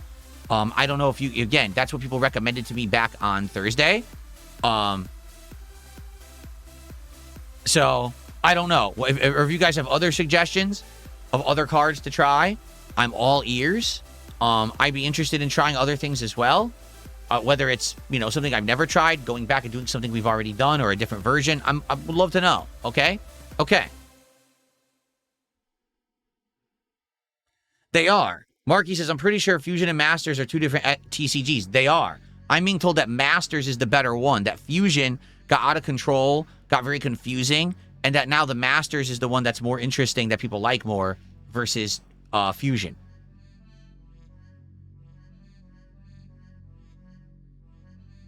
Man, I got a lot of messages coming in. First of all, Jessica, thank you for $10. I really appreciate the $10 super chat. They said, welcome back. Hope you had a great weekend. I sent you an email over the weekend. Let's have some fun. Thank you. I got a bunch of emails after Thursday. I did see yours. I just didn't respond, but I appreciate what you said and the sentiment, and I appreciate your support. Thank you for $10. It's good to see you. And Spoderman did a $2 super chat saying hello to Richard. Well, I don't know who Richard is. If you're speaking to Review Tech, is he watching me? I wouldn't be shocked if he is. It's, But thank you for $2 there. Okay. Nobody says, why not try different kinds of Campbell's canned soups? Because I don't think that would be very interesting. That's why. Let's see here. Did I try the new pub burger from Wendy's? This is exactly the point I'm making, all right? Give me 1 second.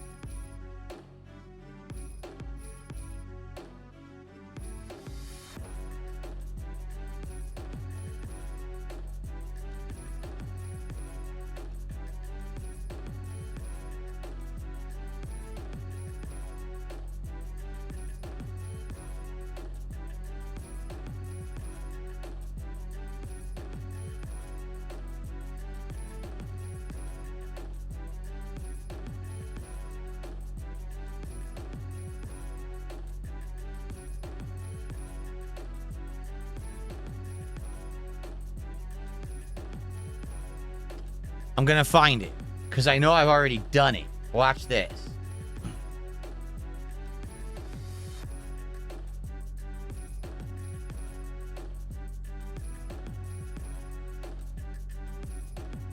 There it is. Yep. Okay. Ready?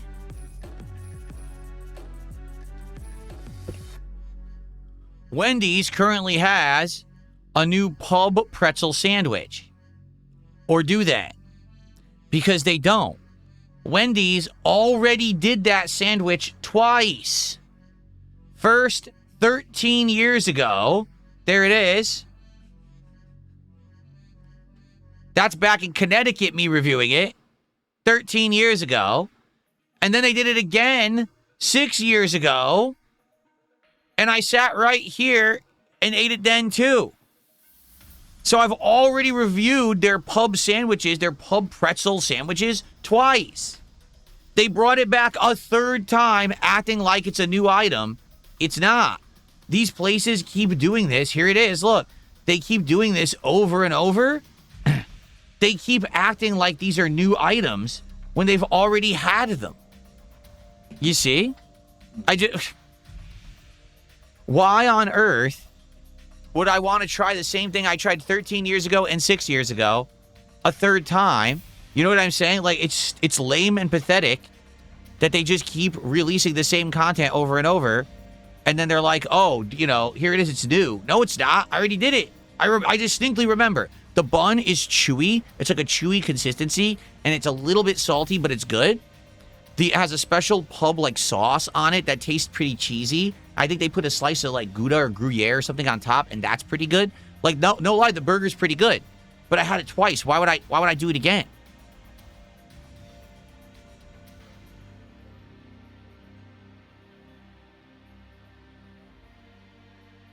Okay.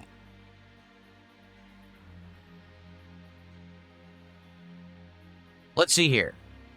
Oh, thank you to... Who was that? There was a resub? Mandy Banana had resubbed for 2 months over on Kick. The funny part is I think it might have auto-resubbed at some point, but I never celebrated Mandy Banana resubbing, so I'm going to count that. Why wouldn't I?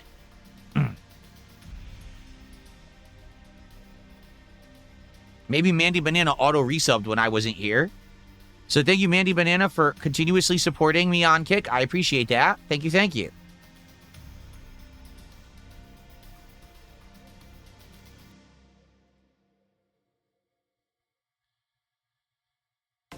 Merc Sam, no, I'm not going to cook in my office on an electronic camping stove. That's insane.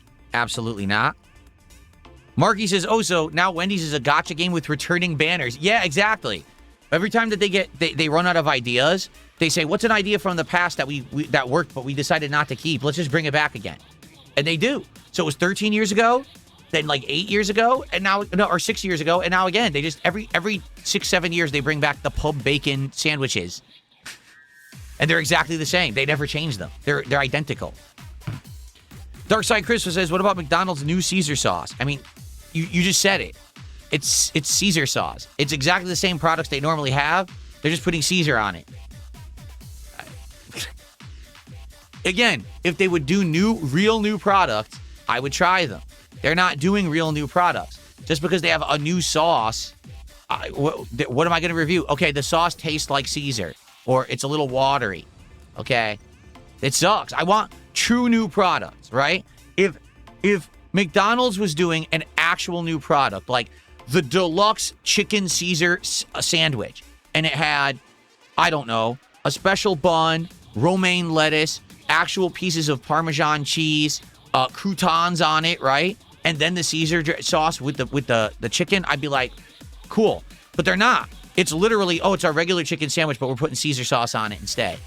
And I'm supposed to review that? Like, the only difference is the stupid sauce. This is the difference of how DSP tries it used to be versus now. There's just nothing to review anymore. Should I go to Little Caesars and review their Webberoni pizza, where they take regular pepperonis and they cut it into tiny, thin strips, and it's exactly the same pizza otherwise? It's the same fucking taste. Why would it be any different? It's the same pepperoni. You just cut it up. That's not a new offering. It's just lame that this is what they're doing. They don't have any ingenuity anymore. They don't actually try any new products. They just reformulate exactly the same thing. It's going to be the same product, you know? It sucks. It really does suck. That's a genuine series. DSP tries it. I loved doing when there was a lot of variety of stuff to try. It was like endless. I was like, wow, this could be an endless series. We could do it once a week in perpetuity, because how would it ever end when there's always something new? There's never anything new anymore. It's all the same shit. I can't believe that fast food completely degraded in the last 10 to 15 years, that there's nothing worth trying.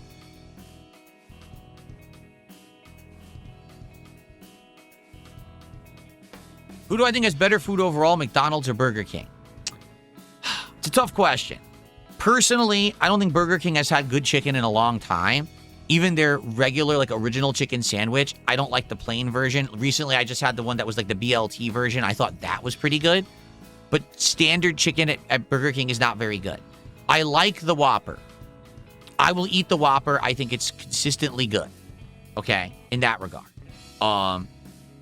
I also like onion rings. Even though they're not high quality, I like the flavor of the onion rings at Burger King. Okay? At McDonald's, there's actually a few burgers I like. I like the Quarter Pounder. And I do every once in a while enjoy a single cheeseburger as like a craveable thing. Okay? McDonald's sometimes has good chicken and sometimes does not. And the reason I say that, they change it all the time. Like, they don't consistently keep anything at all into their rotation for chicken. They're constantly, like 2-3 times a year, they'll have different chicken. So you never know if it's any good. And then if you like it, they get rid of it. So it's frustrating because you like their products and then they change them on you anyway. You're like, what the hell what did they do that for? So if I had to choose between the Quarter Pounder and the single cheeseburger at McDonald's versus the Whopper and the onion rings at Burger King, I would choose Burger King. So there's my answer. I would choose Burger King. Yep. What's up, Hummel the Pummel? How are you? Voided Punk Goth Girl, we have tried local restaurants. And in fact, there's been quite a few different local things that I've done taste tests on that I've enjoyed. But the problem is the truly original, interesting ones have already been done. I've already done Katsu Burger twice. There's only so many times I could go there before I'm just redoing the same stuff. You know what I'm saying? I've done Shake and Go, which is a local burger place that's really good, but I've already done them. So it's like, what else am I going to do? I've already done a lot of the good local things. We've had teriyaki and bento boxes. We've had sushi. We've had the Hawaiian barbecue that I have nearby. All these are local things. We've kind of done everything. I've tried Indian fusion pizza. It was called Pizza with a Twist. It was weird and disgusting. I would not go back.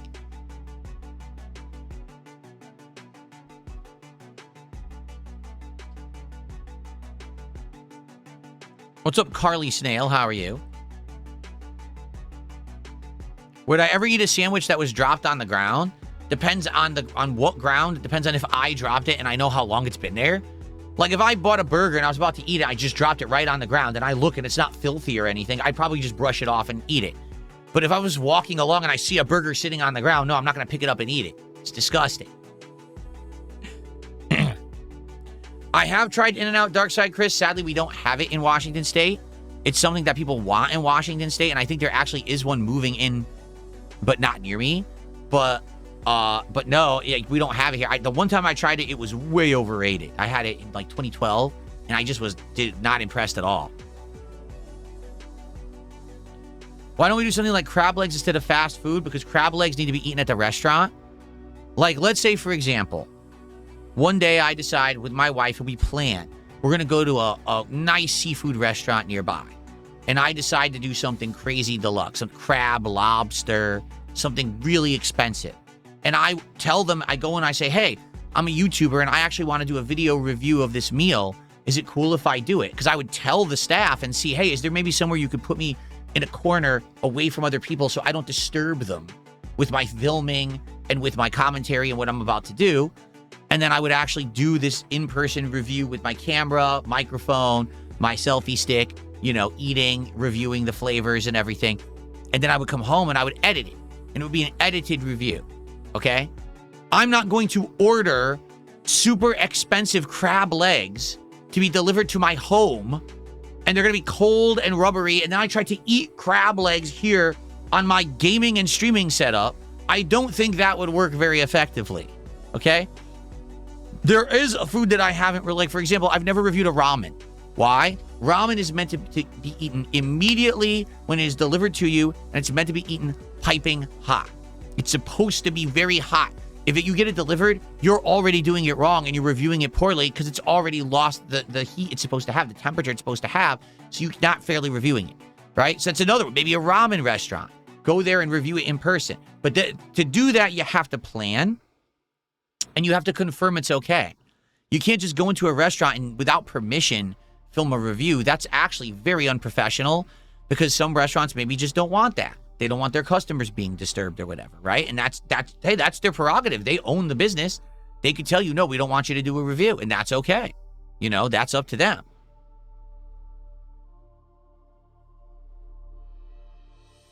Yes, I did. Marky said, did you know in the 30s lobster was considered a poor person's food?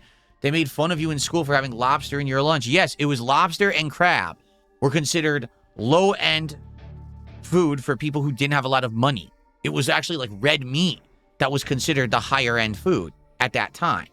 But I think what happened is the tables turned. We overfished the waters so much that now getting the lobster and the crab and stuff is actually the rarer meat, and therefore it's way higher value, as opposed to us now having mass-produced farms where we can just get red meat and chicken, no problem.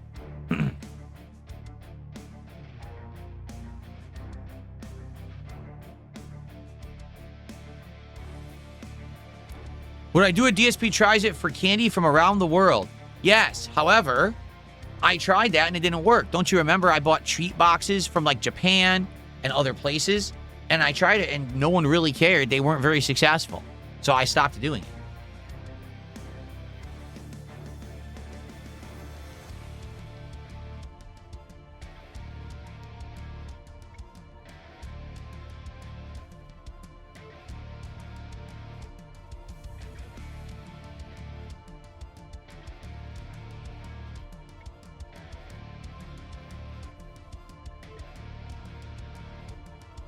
So yeah, if anyone has any kind of suggestions for DSP tries it, okay, I'm open. I would love to get more suggestions of something that I could possibly do.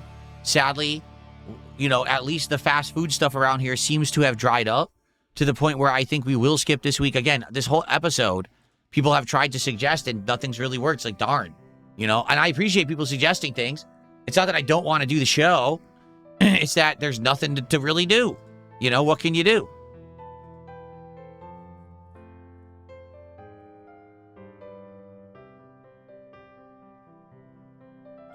No, I have zero interest in a Mike Klum documentary about EDP. I don't care about EDP. I want to know nothing to know about that guy. I don't give two shits about a supposed pedophile. I don't want to hear his life story. I don't want to hear his sob story. I want nothing about him. I have zero interest. And neither, honestly, should any self-respecting adult who has a life. Why would you care about that guy?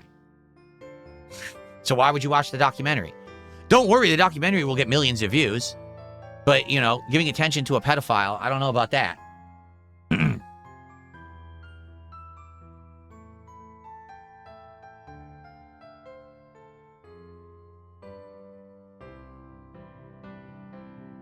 No, I did not say I wanted to react to it. That's a blatant lie.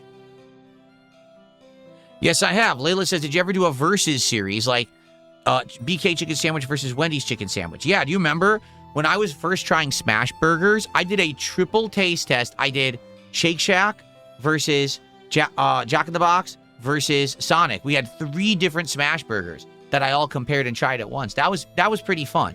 The problem with that is I'd be willing to do that as a special event if there's a reason or a reason to hype it up. Let's say all of a sudden there was a big fad and everyone was doing the same thing. What if 3 or 4 places did pub burgers all at the same time with the pretzel buns? Then I'd be like, okay, let's do it, right? But honestly, the problem is the cost, okay? To get something delivered, not only are you paying for the item, but there's the markup, then you're paying the driver's tip, and you're paying for the delivery fee from the app.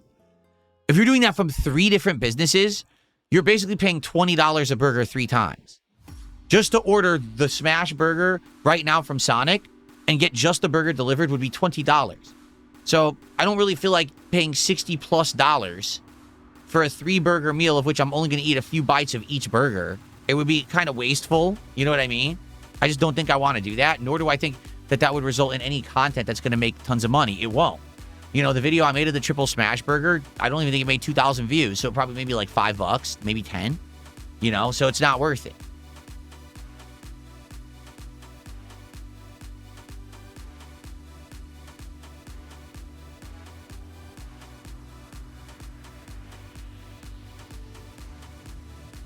Does Arby's have something new? I haven't looked at Arby's in a while. Because I was going to do Arby's.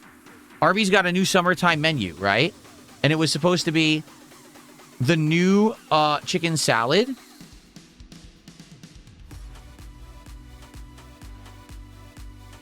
Yeah, it was supposed to be a new chicken salad sandwich for the summertime and a new orange, like, creamsicle style shake.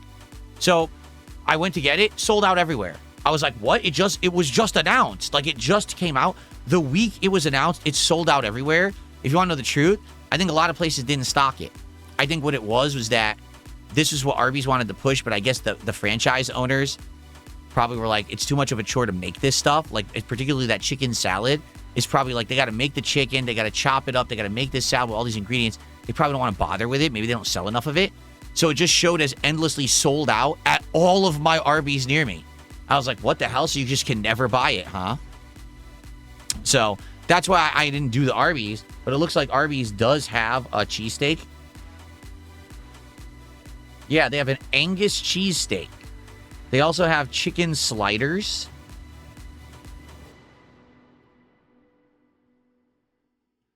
Yeah, so they have the Angus cheesesteak and chicken sliders, it looks like, are the new things at Arby's, possibly. I'm just curious, before I even consider it, is it actually available in my area, right? Let's see.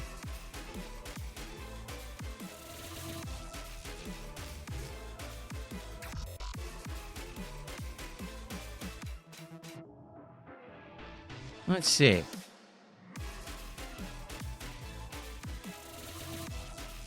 Okay, is it available? Yeah, it looks like this is a new Angus cheesesteak. Holy...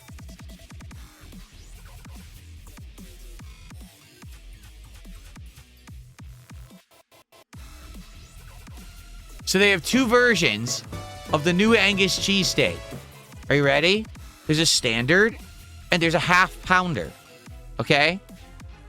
Guess how much the half-pound Angus cheesesteak costs at Arby's?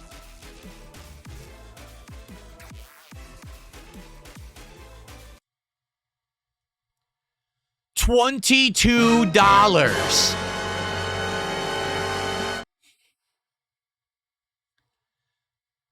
Fast food, huh?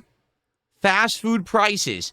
$22 for a sandwich at Arby's.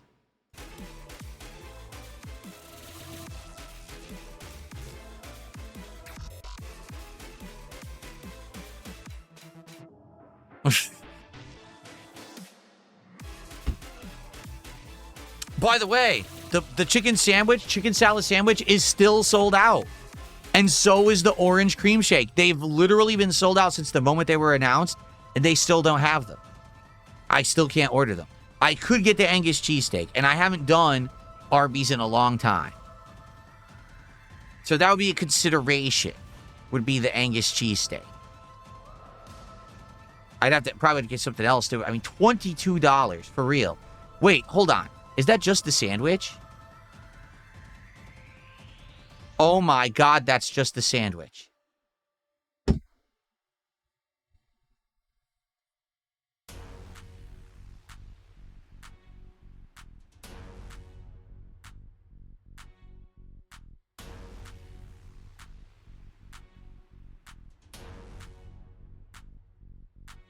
Do you see why I'm so turned off from doing DSP Tries It? Are they out of their minds? $22 for a cheesesteak. A fast food cheesesteak.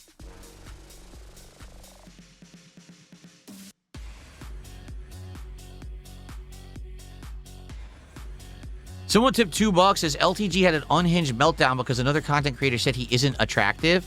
It went on for 45 minutes and he keeps going on about it days later. It doesn't seem like a very masculine reaction to someone criticizing your looks. You're right.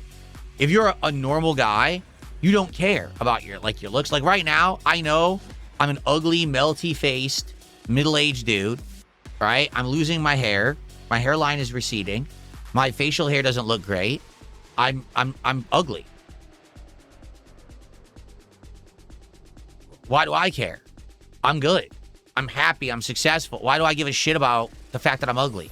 It doesn't affect me. I could be ugly as shit. I'm still good, right? That guy, his whole shtick, his whole fucking shtick is that he's good looking. He believes he's attractive. He's not, but he believes he's attractive. He fakes so much. He has filters on his face on his stream. He's got fake hair that you can see moving. You can see it's one piece moving around on his head, glued to his head. He's a complete phony. So for him, and his facade falls away, he has nothing. Because everything about him is fake. His subs are fake. His views are fake. You know, everything is fake. So for him, he's got nothing at all but his looks. So that's his final bastion of success. You know what I'm saying? So, yeah, if someone at all says that he's not attractive, he's going to lose his cool.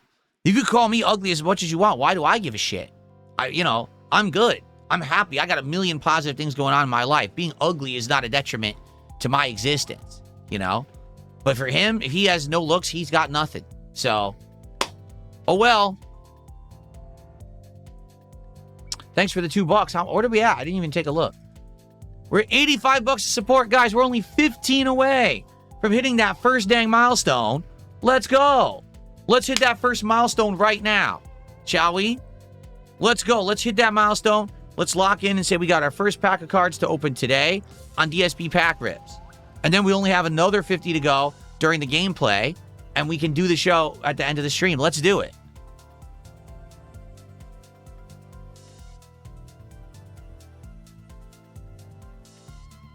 Let's go.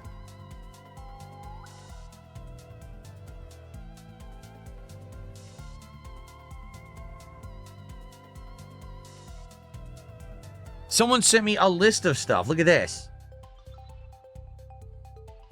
McDonald's has honey brown butter bacon egg and cheese biscuit. I'm not getting breakfast at McDonald's for DSP tries it.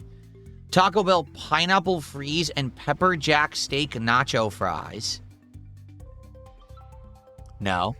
Wendy's apple crumble frosty fusion and pretzel bacon pub cheeseburger. Again, we already did the burger, and you know the frosty isn't enough to go there. Shake Shack West Coast loaded fries. Just fries is not enough to do it. Del Taco All-American Burger Taco. We don't have Del Taco here. Jack in the Box potato wedges. We just did Jack in the Box for the record. Jimmy John's. We don't actually have a Jimmy John's here anymore. Sonic 99-cent corn dogs only on Thursdays. That's not a DSP tries it. Arby's Buffalo Chicken Sandwich. So Arby's, all it is they're doing a slider with buffalo sauce. I would go there for the cheesesteak over that. So I would say Arby's is a consideration. Dairy Queen's Caramel Apple Cheesecake Blizzard. I'm not going to review a ice cream blizzard like that. It's not a meal. Starbucks Orange Cream Beverages. Again, I don't just do drink reviews like that. Carl's Jr. Spicy Chicken Max and Triple Berry Beverages. Carl's Jr. We tried it once, went out of business. We did one Carl's Jr. review and I liked it. I said, oh man, let's order again. And when I went to order, they're out of business. I'm serious. I can't order from Carl's Jr. anymore. We could only do it once. Sucks because I would have ordered again because I actually liked the food.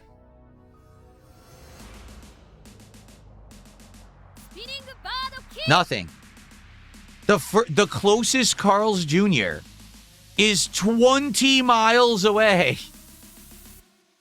20 miles away. Holy crap. Damn. Okay, I do have an idea, actually. I'll tell you the idea in a minute. Pizza Hut triple cheese mac and s'more sticks. No. Popeyes, cheese bites and blueberry lemon. No, again, that's not cheese bites and a drink. That's not the main, that's not a meal. You see, I'm trying to review meal foods. That's just sides and stuff. Habit Burger, Jet Tila's Korean street menu. I legitimately wish I could order from Habit Burger. I did twice, and both times I ordered, the food was terrible. It was legitimately awful. One time the food was wrong, and the other time the food was bad. So what that tells me is my local Habit Burger doesn't care about to-go orders. I have eaten in person at Habit Burger, and it was actually quite good. But sadly, delivery has been atrociously bad. So I would never waste money on there again. Twice burned, I know that they're not going to be good.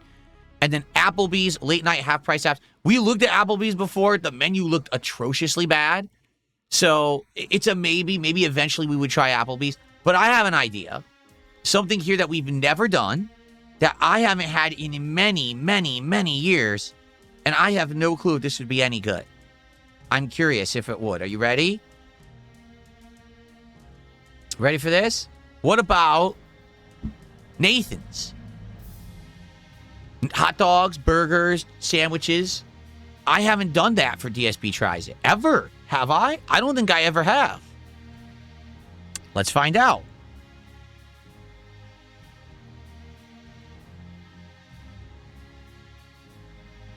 No.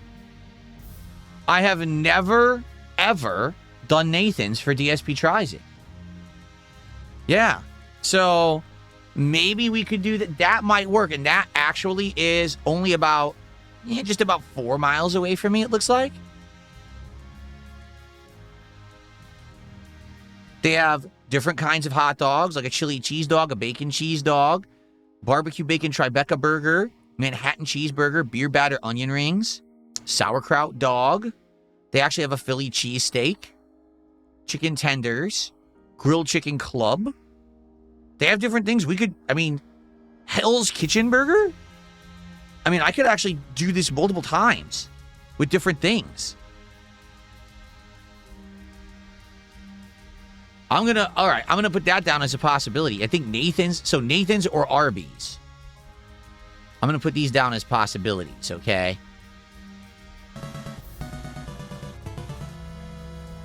And I have multiple shout-outs to do from contributions. Thank you, guys. I'll shut those out in a second. I appreciate that.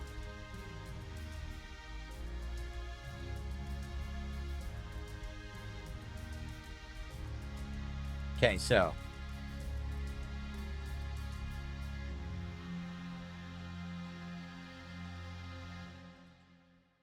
Okay. All right. Okay, I have tons of shout-outs to do. Holy crap. Hanslander did a $2 Canadian super chat. Favorite type of food, for example, Italian, Mexican, etc. Dude, I grew up Italian. I grew up in a neighborhood that had multiple authentic Italian restaurants, including a pizzeria, including a place that did really good pasta and proteins. So it's always going to be Italian for me. And then he did the same super chat again. Who's the fake looks maxer? Huh? The fake looks maxer? Like I said, if you're talking about LTG, I don't know. DSP Glazer, thanks for $2. Nathan's is Denny's, don't do it. Oh, wait, are they? Wait a minute, are you for real? No way. Nathan's is Denny's? You're kidding. It may be a ghost kitchen.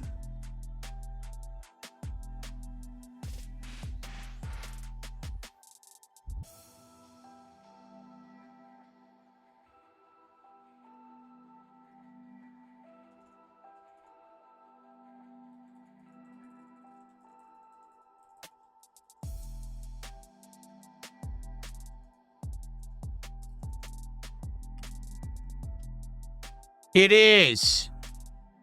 Wow. It's a Denny's, and the Denny's operates multiple ghost kitchens out of their location. Listen to this. Wow. I'm so glad he just told me. Listen to this shit. Denny's Nathan's, the Meltdown Melt Sandwiches, and the Burger Den are all the same Denny's. And all they do is they get the online order and they make it say it's something it's not. So they must have bags that say Nathan's, but they're making the hot dogs at Denny's.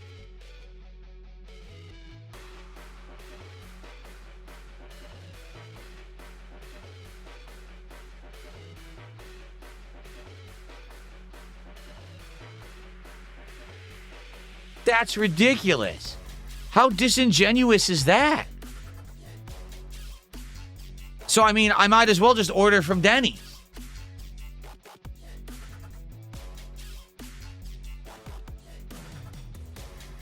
Persian joints, no. Turkish joints, no. Indian, we've had. We've had Indian multiple times. We don't have that other stuff, though, sadly. Yeah, Layla says Mr. Beast Burgers like that. They were making them out of friendlies. Yeah, Mr. Beast Burger was the worst because they were literally all ghost kitchens, but none were consistent because they were all different businesses. So the business would sign on a contract to make the burgers, but they would all make them completely different. So the consistency was off. Like, no matter where you got a Beast Burger, they were different.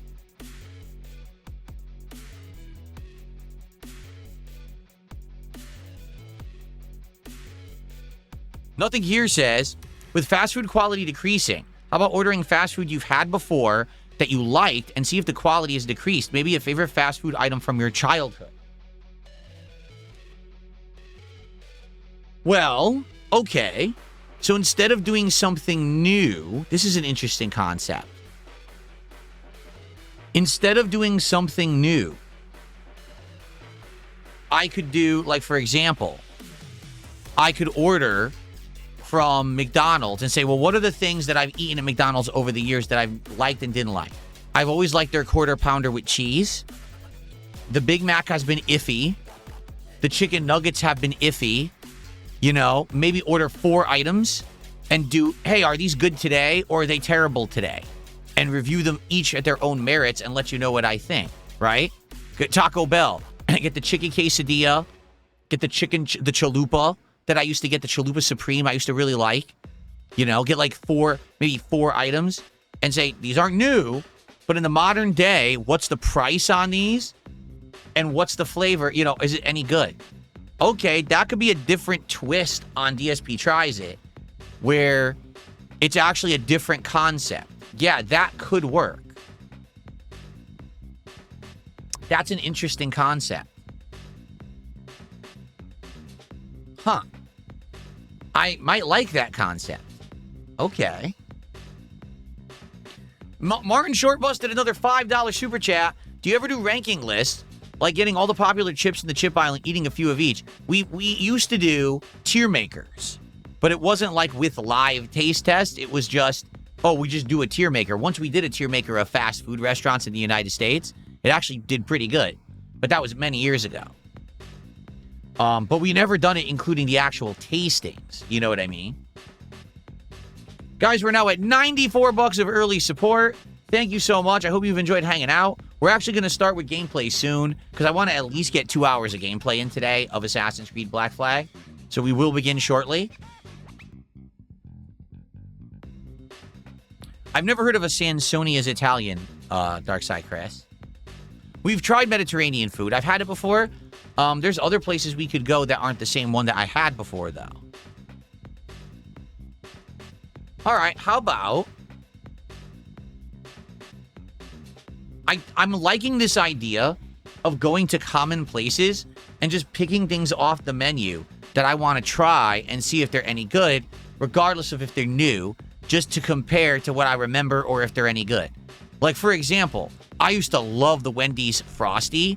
I know for a fact it's terrible now. I know, I've tried it. It's like, wow, that's atrocious. That's nothing like it used to be. And I could explain the difference of what it used to be. I know they sell something they call the Big Bacon Classic at Wendy's. It's nothing like the old Big Bacon Classic. But is it still good? I think I got... This is actually an ingenious idea. Yeah, okay. Cool. All right, how about this? How about... Let's take a week off this week. just because we've been doing it consistently every week. Like, if you take a look, I've been doing it weekly. 1, 2, 3, 4, 5, 6, 7. Like 7 weeks in a row I did it. So let's take a break this week. Okay? And then if nothing actually new happens between now and next week, okay, that is what I will do. We will do returning to classic restaurants that you know and love, Wendy's, Taco Bell, Burger King, you know, things we've done, and trying the things that I either used to like or I know what they used to be like, and seeing if they're any good in the modern day. I like this idea a lot, actually, because there's no pressure to have to review something new, and maybe I could potentially get something good that I know I like, but also I'll be shocked if it's still good or if it's not good. What do you guys think of that idea? Okay. Okay, cool. Thank you for the help. And you know what? For the hell of it, we could still try Nathan's. Like, we could order from the Denny's Ghost Kitchen and see if it's any good. If it's terrible, we could be like, this sucks shit. Don't order from this bullshit Ghost Kitchen, right? Interesting.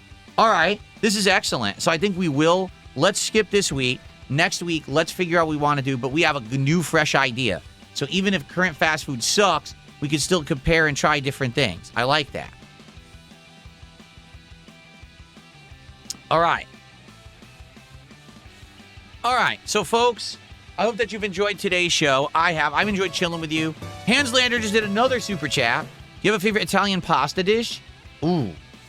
That's a tough question, too. There's a lot of good Italian pastas. You know? I do, for the record, I prefer red sauce because I know that there's a lot of different cream sauces and you know, vodka sauce. I prefer a traditional red sauce. But as for pasta, like, I like spaghetti. I like linguine. I like, you know, rigatoni. I like penne. I like rotini. I like ravioli filled with something. You know, just cheese, ricotta cheese, or maybe you get like lobster ravioli or something like that. You know. I like a lot of different tortellini. I actually really like tortellini. So, anyway. All right. Guys, let's end the show. It's been 2 hours. Wow, it's been almost 2.5 hours. Let's end the show. Let's get set up and get started for gameplay. Because like I said, I want to get at least 2 hours of Assassin's Creed. Thank you so much for the early support. Let's keep it going so we can open some Yu-Gi-Oh cards today and see what they're all about. And thank you for a great start to the week. Okay? So quick reminder, everybody.